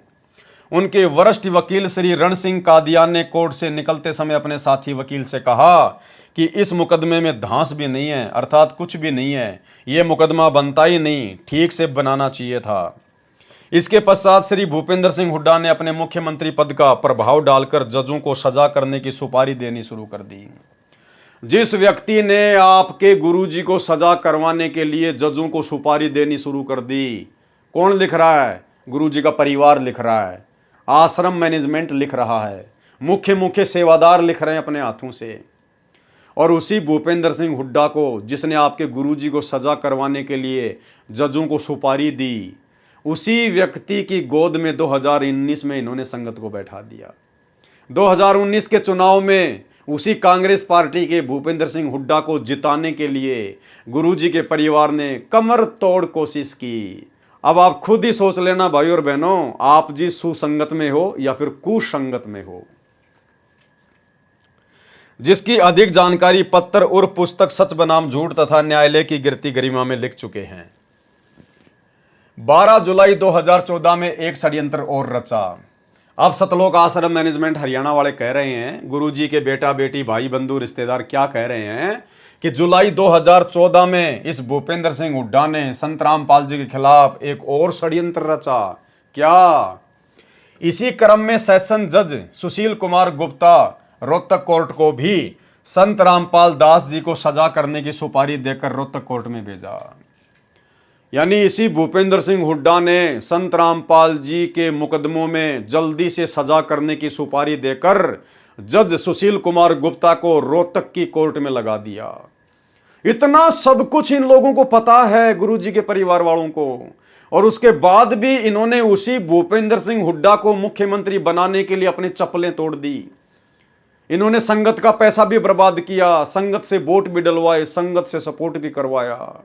अरे कौन है असली गुरुद्रोही भाई और बहनों? कितनी बार लिख चुके हैं ये लोग, खुद अपने हाथों से लिख रहे हैं। अगर पवन दास लिखे, पवन दास बताए तो कोई यकीन नहीं करे। खुद गुरुजी का परिवार सतलोक आश्रम मैनेजमेंट हरियाणा अपने हाथों से लिख रहा है, और उसी व्यक्ति को, गुरुजी के सबसे बड़े शत्रु को, फिर 2019 में इन्होंने अपने सिर पर बैठा लिया। तो ये सतलोक आश्रम मैनेजमेंट हरियाणा कौन है? इसीलिए दास बार बार कहता है कि गुरुजी के बेटा बेटी भाई बंधु रिश्तेदार और गुरुजी का भाई और ये कोऑर्डिनेटर, ये काल की तरफ से धरती पर सीधे सीधे उसके विशेष एजेंट हैं। ये सतगुरु रामपाल जी भगवान की संगत को तहस नहस करने के लिए, उनको बदनाम करने के लिए काल ने भेजे। और तुम लोगों को नादानी में लगता है कि सतलोक आश्रम मैनेजमेंट हरियाणा तो ज्ञान प्रचार कर रहा है, सतलोक आश्रम मैनेजमेंट हरियाणा ने तो बहुत सारे आश्रम खोल दिए, रक्तदान दे दान करवा रहा है, पाठ करवा रहा है, जगह जगह आश्रम खोल रहा है। तुम सोच रहे कि भाई ये गुरुजी के खिलाफ कैसे है? अरे भाई, अगर कोई मंत्री जिसको 10 करोड़ रुपए मिलते हैं काम करवाने के लिए, अगर वो 10 के 10 करोड़ रुपए खा जाएगा तो जनता भड़क नहीं जाएगी, जनता समझ नहीं जाएगी, तो वो कुछ प्रतिशत तो लगाएगा विकास के कार्यों में, तभी तो खा पाएगा। तो इसी प्रकार भाई और बहनों, जैसे जब ईस्ट इंडिया कंपनी भारत में आई, जब अंग्रेजों का शासन था, उस समय भी चापलूस जनता बहुत होती थी, जो स्वतंत्रता सेनानियों का, जो कि अंग्रेजों की सच्चाई बताया करते थे, उन स्वतंत्र सेनानियों का विरोध करती थी, और अंग्रेज जो हमारे देश को लूट रहे थे उनको अच्छा बताया करती थी। और जब हम सत्सेवकों की तरह जगह जगह जाकर वो स्वतंत्रता सेनानी लोगों को जागरूक किया करते थे कि भाई ये अंग्रेज हमारे देश को लूट रहे हैं, ये कोई विकास नहीं कर रहे, तो वो क्या कहते थे चापलूस लोग पता है? कि क्यों मूर्ख बना रहे हो तुम? ये अंग्रेज देखो भारत में रेलवे लाइन बिछा रहे हैं, इन अंग्रेजों ने बड़े बड़े बंदरगाह बना दिए, इन अंग्रेजों ने बड़ी बड़ी डामर की पक्की सड़कें बना दी है, बड़े बड़े स्कूल बना रहे हैं, बड़े बड़े पानी के जहाज बना रहे हैं, इन्होंने देखो कितनी सेना हिंदुस्तान में लाके खड़ी कर दी, और तुम कह रहे हो कि अंग्रेज भारत देश का विकास नहीं कर रहे।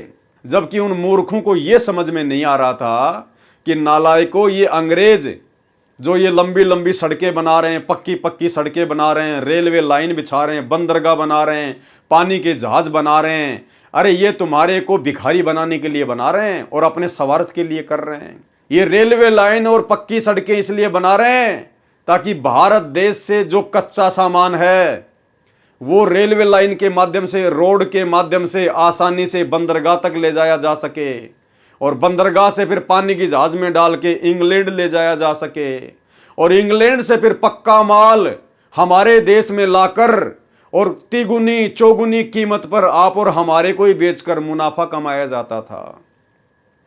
अंग्रेज जो कुछ थोड़ा बहुत विकास कर रहे थे अपने स्वार्थ के लिए कर रहे थे, और उन अनपढ़ और नादान देशवासियों को लगता था कि ये देश का विकास कर रहे हैं। तो भाई इसी प्रकार ये जो सतलोक आश्रम मैनेजमेंट हरियाणा जो जगह जगह जो ये आश्रम खोल रहा है ना, ये अपने स्वार्थ के लिए खोल रहा है। और ये आश्रम, ये करोड़ों रुपए के आश्रम, ये अपने बाप दादाओं की जमीन बेच के या अपनी औरतों के गहने बेच के नहीं बनवा रहे। अरे तुम ही लोगों के खून पसीने की कमाई चूस चूस के बना रहे हैं। तुम लोग इनको फ्री के मजदूर मिले हुए हो, इनका क्या लग रहा है? कुछ नहीं लग रहा, इनके तो पांचों उंगली घी में है। मूर्ख बन रहा तो कौन बन रहा है? तुम बन रहे हो। मर्यादा टूट रही है तो किसकी टूट रही है? तुम लोगों की टूट रही है। तो नादानो, ये तुम्हारे को लूट रहा है काल प्रेरणा से, तुम्हारी मर्यादाएं खंडित करवाई जा रही हैं, तुम्हारा ही जूता और तुम्हारे सिर पे मारा जा रहा है, तुम्हारे पैसे से ये राजनीति कर रहे हैं और तुम्ही से राजनीति करवा कर, राजनेताओं का सपोर्ट करवा कर तुम्हारी मर्यादा तुड़वाई जा रही है। तुम्हारे पैसों से 50-50 लाख रुपए के बैडमिंटन के स्टेडियम बनवाए जा रहे हैं धनाना गांव में। अरे तुम्ही भक्तों के पैसों से, इन कुपात्रों ने तुमसे पैसा लिया, तुमने इन कुपात्रों को दान दिया, और तुम्हारे दान का दुरुपयोग अभी ये स्टेडियम बनाने में कर रहे हैं, हॉस्पिटल बनाने में कर रहे हैं, गांव वालों के लिए बसें बनाने में, गुंडों की सीबीआई जांच में, हरियाणा के जाट आरक्षण में। तुम्हारा ही पैसा, तुम्हारा ही जूता तुम्हारे सिर पे मारा जा रहा है, और फिर भी तुम्हें लगता है कि ये गुरुजी के मिशन को आगे बढ़ा रहा है। इन्होंने तो गुरुजी के मिशन की अपनी तरफ से तो ऐसी तैसी करके रख दी है। ये ज्ञान गंगा पुस्तक बांटना और बंटवाना, 2-4 टीवी चैनल पे सत्संग चला देना, केवल यही गुरुजी के मिशन को आगे बढ़ाना नहीं है। अरे परमात्मा भगत बनाने आए हैं, मजदूर तो बहुत है परमात्मा के पास में। भगवान को मजदूरों की जरूरत नहीं है, भक्तों की जरूरत है। तो भाई और बहनों, अगर आप इनकी कुसंगति से निकल सकते हो तो निकल जाओ। जब तक गुरुजी नहीं आते हैं तब तक ज्ञान को आधार बनाओ, साथ संगति से जुड़ के अपने गुरु को भगवान बनाओ और घर को आश्रम बनाओ। अन्यथा ऐसे जाओगे इस धरती से जैसे गधे के सिर से सींग जाते हैं। तो इसी क्रम में सेशन जज सुशील कुमार गुप्ता रोहतक कोर्ट को भी संत रामपाल दास जी को सजा कराने की सुपारी देकर रोहतक कोर्ट में भेजा। यानी तुम्हारे गुरुजी के दुश्मन को इसने 2019 में वोट डलवाए, जिसने संत रामपाल जी के मुकदमों में सजा करवाने के लिए रोहतक कोर्ट में स्पेशल जज नियुक्त किया। कुछ विशेष श्री सुशील कुमार गुप्ता जी हिसार शहर में कंज्यूमर कोर्ट में जज लगे थे। सूत्रों का कहना है, यानी इनके पास में कोई सबूत नहीं है, सतलोक आश्रम मैनेजमेंट हरियाणा के पास में इस बात का सबूत नहीं है, इसलिए इन्होंने ये कहा सूत्रों का कहना है, यानी हवाई बात है। सूत्रों का कहना है कि श्री भूपेंद्र सिंह हुड्डा ने पहली शर्त रखी थी कि मेरा एक कार्य है, संत रामपाल जी महाराज का एक मुकदमा नंबर 198/2006 रोहतक कोर्ट में चल रहा है, उसमें 6 महीने के अंदर अंदर सजा होनी चाहिए। किसने कहा? भूपेंद्र सिंह हुड्डा ने। इसी शर्त पर सेशन जज सुशील कुमार गुप्ता ने सेशन जज लगते ही जुल्म ढाने शुरू किए, जिसकी संपूर्ण जानकारी कृपया पढ़ें पेज नंबर 25 से 39 पर। श्री भूपेंद्र सिंह हुड्डा ने हाईकोर्ट के भ्रष्ट जजों को अपना सहयोगी बना ही रखा था। सेशन जज सुशील कुमार गुप्ता ने संत रामपाल दास जी महाराज की कोर्ट में निजी तौर पर उपस्थिति होने से दिनांक 12/2/2014 को स्थायी हाजिरी माफी कर दी। इसने कोर्ट में ओपनली कहा था कि इस मुकदमा नंबर 198/2006 का निपटारा जल्दी करना है, इसलिए बार बार हाजिरी माफी की कोई आवश्यकता नहीं है। हमारे महाराज जी से एफिडेविट लेकर स्थायी हाजिरी माफी कर दी तथा छोटी छोटी तारीख लगाकर अपना वायदा पूरा करना चाहा। इस मुकदमे में 38 मुलजिम बना रखे हैं। भगत विजय दास, अब ध्यान से सुनना भाई और बहनों, भगत विजय दास मानसिक परेशानी के कारण कोर्ट में उपस्थित नहीं हो सका, जिस कारण से गवाहियां नहीं हो सकी। ये कौन है भगत विजय दास? ये वही व्यक्ति है जिसने क्रोथा कांड का रहस्य नामक पुस्तक लिखी थी। अब देखो भाई और बहनों, ये बड़े बड़े भगत आज मेंटल होके घूम रहे हैं। ये बड़े बड़े भगत आज मेंटल होके घूम रहे हैं। क्यों? क्योंकि इन्होंने मनमाना आचरण किया। क्रोथा कांड में भी मनमाना आचरण किया, गुरुजी की एक नहीं मानी, और बरवाला कांड भी मनमाना आचरण किया, गुरुजी की एक सलाह नहीं मानी। अंत में क्या नतीजा निकला? वो बसंत सैनी भी पागल, वर्तमान में रोहतक में उसका इलाज चल रहा है, मेंटल घोषित है, जो आप लोगों को सार शब्द देता है, सार नाम देता है इन आश्रमों में।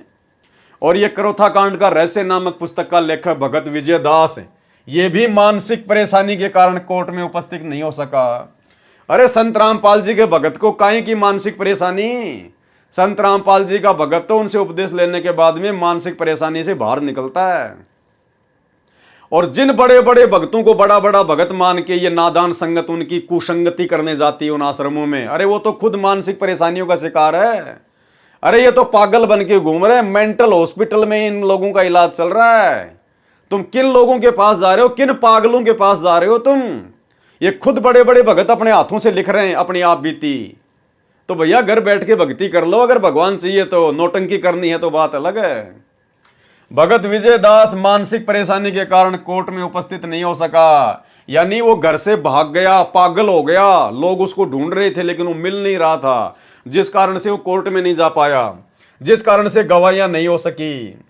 जज महोदय तो अपनी सुपारी पूरी करने के लिए कटिबद्ध थे, इसलिए विजय के 2 जमानतियों पर 1-1 लाख रुपए का जुर्माना कर दिया तथा संत रामपाल जी महाराज की स्थायी हाजिरी माफी कैंसिल करके सर्वे भक्तों को जो इस झूठे मुकदमे में मुलजिम बना रखे हैं तथा संत रामपाल दास जी महाराज को जेल में डालने तथा शीघ्र अतिशीघ्र गवाही कराकर 1-2 महीने में अर्थात अक्टूबर से पहले विधानसभा चुनाव से पहले सजा करके सुपारी पूरी करनी चाहिए।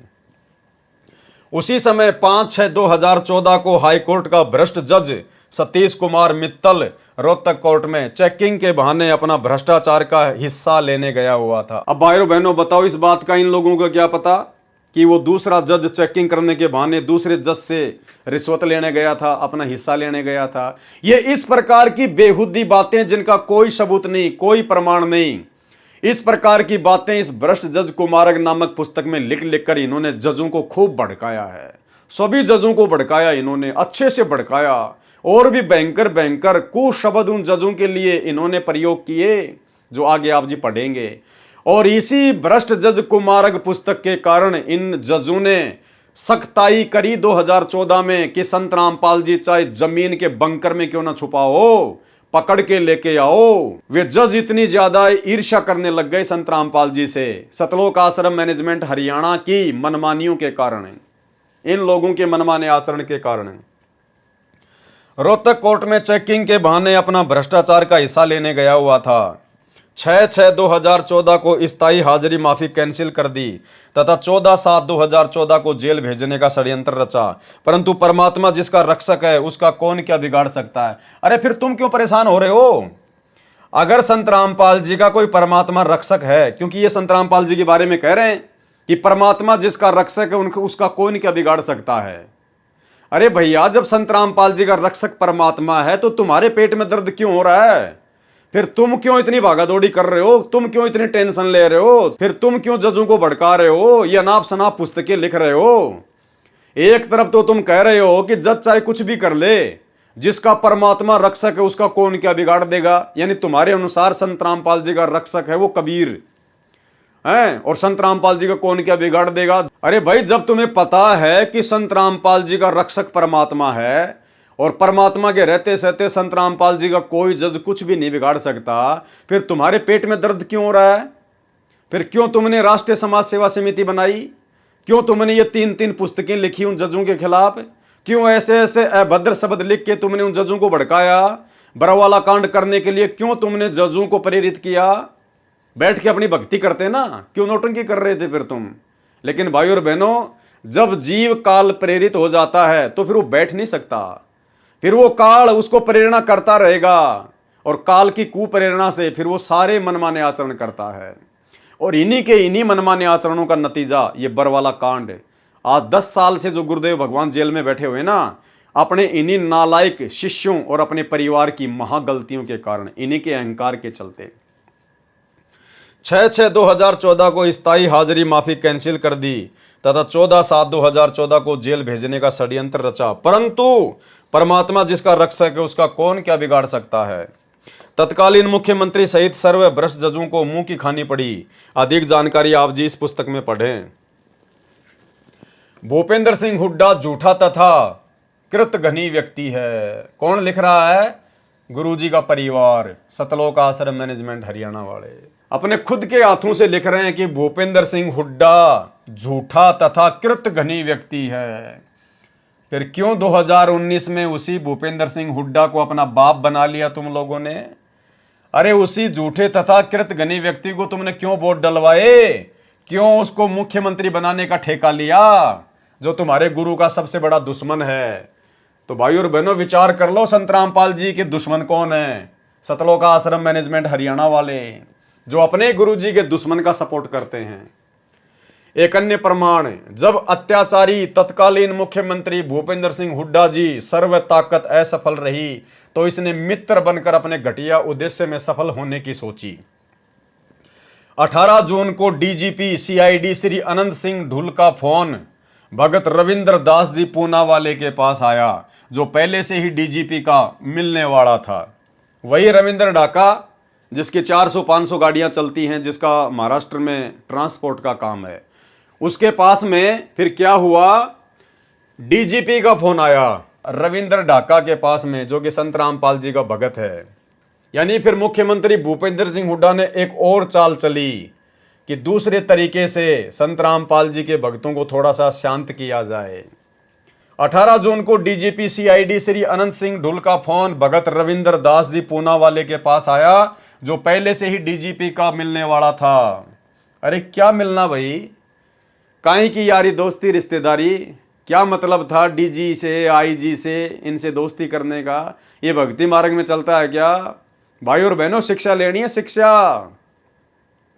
देखो, जिसकी जैसी भावना होती है, जिसकी जैसे पिछले पुण्य होते हैं, संस्कार होते हैं, कर्म होते हैं, परमात्मा उसी आधार से उस आत्मा को वर्तमान में सुख देता है यहाँ के काल के। आप और हमारे भाग्य में यदि सुख हैं, ढेर सारे सुख हैं, तो भी अपने गुरुदेव भगवान से रोजाना यही विनती किया करो कि गुरुजी, यदि मेरे भाग्य में, मेरे संस्कार में आवश्यकता से ज्यादा इस काललोक के सुख हैं तो परमात्मा आप उनको कैंसिल कर देना। हे मालिक, मुझे तो इसी जन्म में सतलोक जाना है, मेरे परमात्मा साईं इतना दीजिए जिसमें कुटुंब समाव, हम भी भूखे ना रहें, साधु ना भूखा जाए। हे परमेश्वर, यदि इस काललोक में आवश्यकता से अधिक सुख हो गए तो परमात्मा में भक्ति कर ही नहीं पाऊंगा। मैं भक्ति पर लगा अवश्य रहूंगा, लेकिन मेरे भाव आपके चरणों में वैसे नहीं होंगे जिस भाव के चलते मेरी मुक्ति होनी हो। भाइयों और बहनों, विचार करो, जिस रविंद्र ढाका के 500 ट्रक चलते हों, जिस भगत के 500 कैंटर हों, इतना बड़ा ट्रांसपोर्ट का काम हो, जिस अकेले भगत के 500 ट्रक चलते हों, क्या वो भगत कभी भक्ति कर सकता है? क्या वो भगत इसी जन्म में सतलोक जा सकता है? अरे कितनी परेशानी झेल रहा होगा। अरे विचार करो, आप में से कितने भगत होंगे जिनके पास केवल एक ही टेम्पू होगा। एक टेम्पू, एक ट्रक का चौथा हिस्सा होता है एक टेम्पू। आप में से कितने भगत हैं जिनके पास खाली एक छोटा सा टेम्पू है, और उस टेम्पू को लेकर आप जी कितने परेशान रहते हैं। कभी पंचर हो गया, कभी पुलिस वाले ने पकड़ लिया, कभी उसकी फिटनेस करवानी, कभी उसके टायर बदलवाने, कभी इंजन ने काम मांग लिया, कभी आरटीओ ने पकड़ लिया, आज काम नहीं मिला। कितनी टेंशन रहती है आपको उस एक छोटे से टेम्पू को लेकर। और भाई, जिसके 500 ट्रक चलते हो, फिर उसको तो कहां कहां सेटिंग करनी पड़ती होगी। आरटीओ में बड़े बड़े अधिकारियों के साथ में उठना बैठना है, होली दिवाली पे उनको जो है वो गिफ्ट वगैरह देना, उनकी हर बात को मानना, चाहे मर्यादा टूटे या ना टूटे, क्योंकि भाई अपना धंधा चलाना है। ट्रांसपोर्ट का काम है, 500 ट्रक कोई भगत बन के थोड़ी चला सकता है। भगत बन के तो आप जी पूरी मर्यादा में रह के तो आप एक छोटा सा टेम्पू नहीं चला सकते वर्तमान में, एक टेम्पू। तो तभी तो ये डीजीपी जैसे लोगों के साथ में उसकी जानकारी उसका मिलने वाला, जबकि भगत का क्या मतलब है। परमात्मा तो कहते हैं अगर भगत अगर मर्यादा में है तो भगत का जगत का तो 36 का आंकड़ा होता है, 36 का आंकड़ा। तो रविंद्र ढाका जी के बड़े बड़े अधिकारी, बड़े बड़े प्रशासनिक लोग, राजनेता लोग मिलने वाले, तो कहां मर्यादा है। भाई और बहनों, भगवान से हाथ जोड़ के प्रार्थना करना कि परमात्मा मेरे भाग्य में भी हो तो भी मत देना। हे परमात्मा, अगर मेरा वर्तमान में काम ज्यादा है और यदि आप जी उचित समझते हैं तो परमात्मा मेरे इस काम को भी कम कर दो। मुझे तो भक्ति करनी है। 2 टाइम की रोटी परमात्मा आप दोगे, ये धंधा नहीं देगा। धंधा तो केवल एक माध्यम है, एक निमित्त है। तीनों लोकों में प्रवेश करके सबका भरण पोषण करने वाला जब समर्थ हमारा गुरु है तो हमने काहे की टेंशन। अरे काहे की 100 गाड़ी चलाने की आवश्यकता है, काहे की 500 गाड़ियां चलाने की आवश्यकता है। ये भगवान, जिसके 500 गाड़ियां चलती हो उस आदमी को कितनी टेंशन होगी। भाई वो तो खाना भी ढंग से नहीं खा पाता होगा, मंत्र क्या खाक करेगा ध्यान से, आरती क्या खाक करेगा। तो सोचो भाई और बहनों, विचार करो, ये परमात्मा इतना सारा खुलासा क्यों करवा रहे हैं। क्योंकि ये जितने भी बड़े बड़े भगत समझे जाते हैं ना, वो केवल इसीलिए इतना बड़ा भगत समझा जाता है कि उसके 500 गाड़ियां चलती हैं, पूना के महाराष्ट्र में बहुत बड़ा ट्रांसपोर्ट का कार्य करता है, और चाहे ज्ञान की छीट भी ना हो लेकिन भगत तो उसको बहुत बड़ा भगत समझ लेंगे, और वो जो कहेगा वो सबको मानना पड़ेगा कि ये बहुत बड़ा भगत है। केवल हमने पैसे और पद के हिसाब से बड़े बड़े भगत मान लिए, ज्ञान के आधार से हमने किसी को अच्छा भगत नहीं माना। तो भाई और बहनों, मालिक से हाथ जोड़ना कि परमात्मा दया करना, उतना ही देना परमात्मा कि आपकी भक्ति में कोई विघ्न ना पड़े। हे मालिक, मुझे जगत वालों से, कोई अधिकारी से, कोई प्रशासन वालों से किसी प्रकार का कोई संपर्क ना करना पड़े। परमात्मा, मेरा तो जिंदगी में उनसे कभी कोई काम भी ना पड़े मेरे मालिक। तो भाई और बहनों, विचार कर लेना, ये बहुत गहनता की बातें हैं।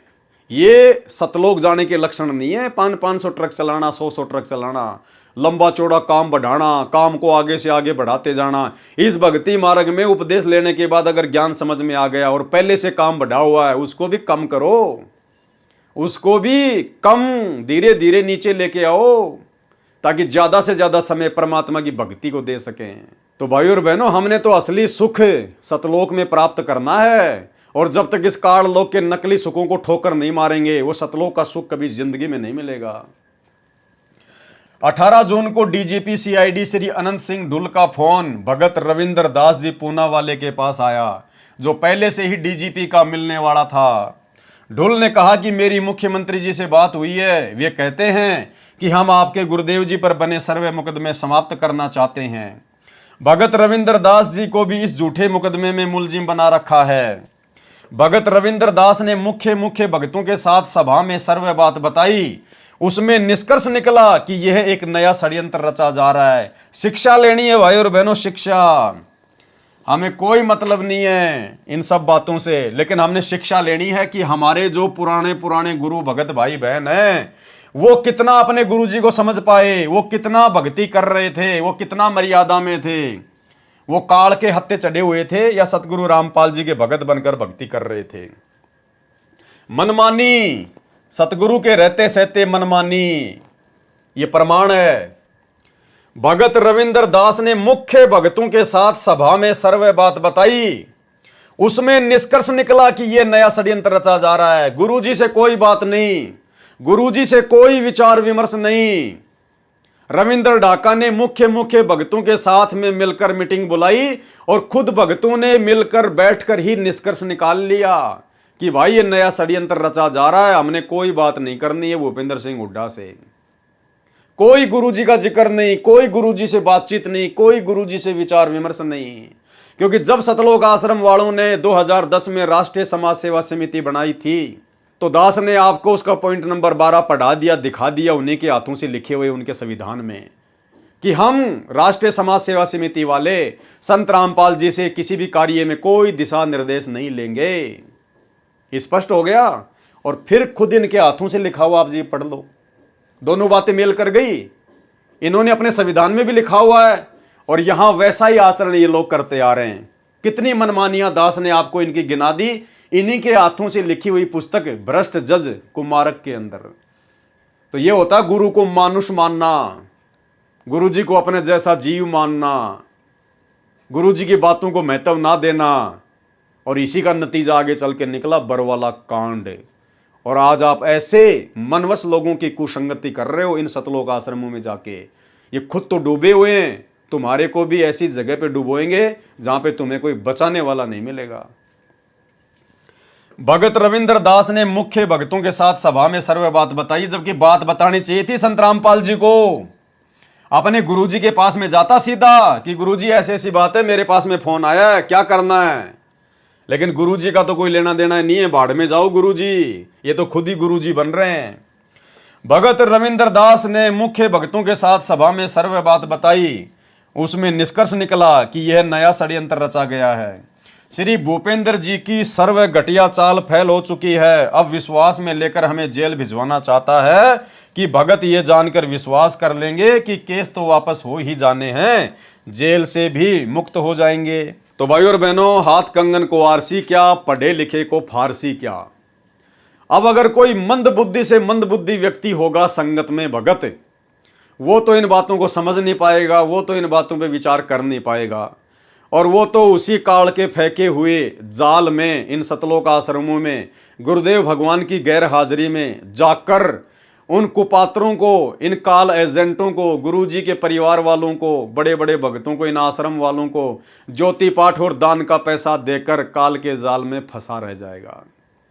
और जो परमेश्वर की अच्छी आत्मा होंगी, जो परमात्मा प्रेमी आत्मा होंगी, जो अपने आत्म कल्याण के लिए ज्ञान को आधार बनाकर भक्ति कर रही होंगी, भाई वो आत्मा तो सावधान हो जाएंगी कि भाई हम क्या जाने संत रामपाल जी का परिवार, हम क्या जाने बड़े बड़े भगत होंगे अपनी जगह अपने लिए कर रहे हैं, हमें क्या लेना देना।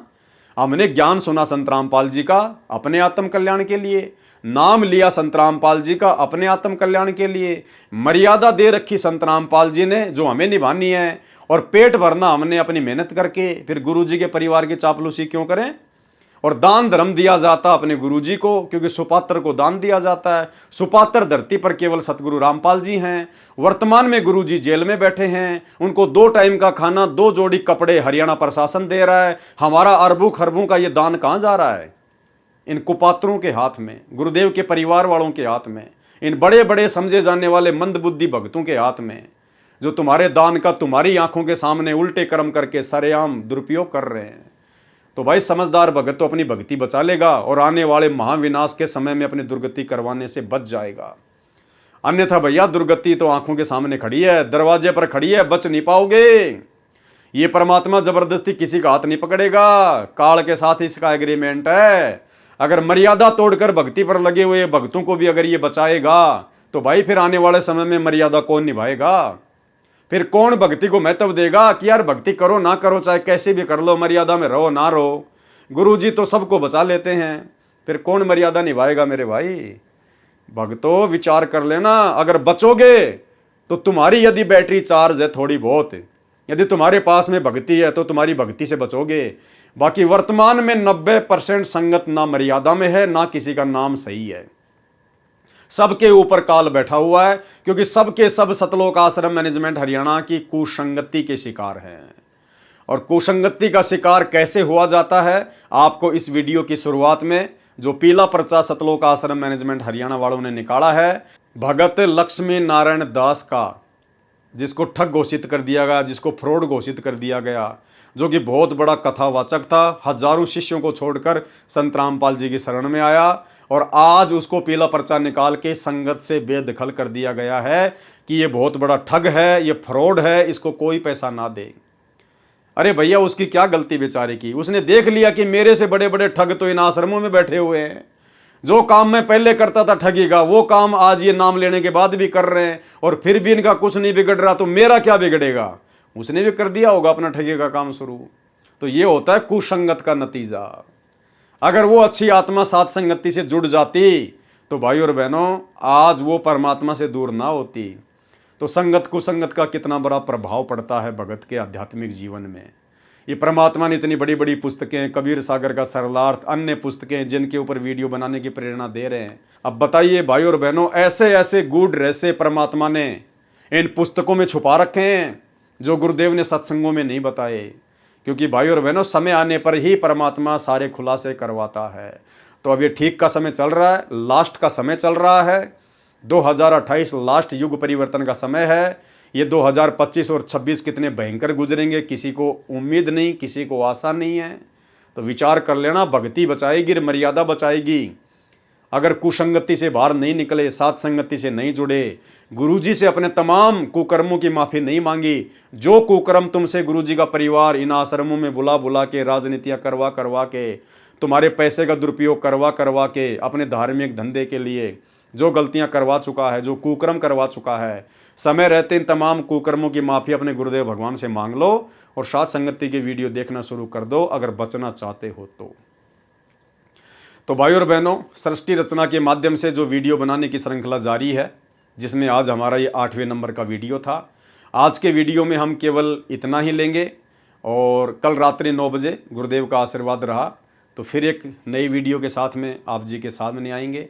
और आगे इस पुस्तक में और क्या क्या मनमाना आचरण सतलोक आश्रम मैनेजमेंट हरियाणा का लिपिबद्ध है, उन्हीं के कर कमलों से लिखा हुआ आपको दिखाएंगे, आपको परिचित करवाएंगे, ताकि आप लोगों की हर प्रकार की भ्रमणा दिलो दिमाग से निकल जाए कि भक्ति करनी है तो अपने गुरुजी पर और अपने गुरुजी के ज्ञान पर विश्वास करना पड़ेगा। बाकी भक्तों के ऊपर, चाहे कोई गुरुजी का बेटा हो, चाहे बेटी हो, चाहे भाई बंधु रिश्तेदार हो, चाहे कोऑर्डिनेटर हो, चाहे किसी के 500 गाड़ियाँ क्यों ना चलती हों, हमने ब्लाइंड फेथ केवल अपने गुरुजी पे करना है, भक्तों पे नहीं करना।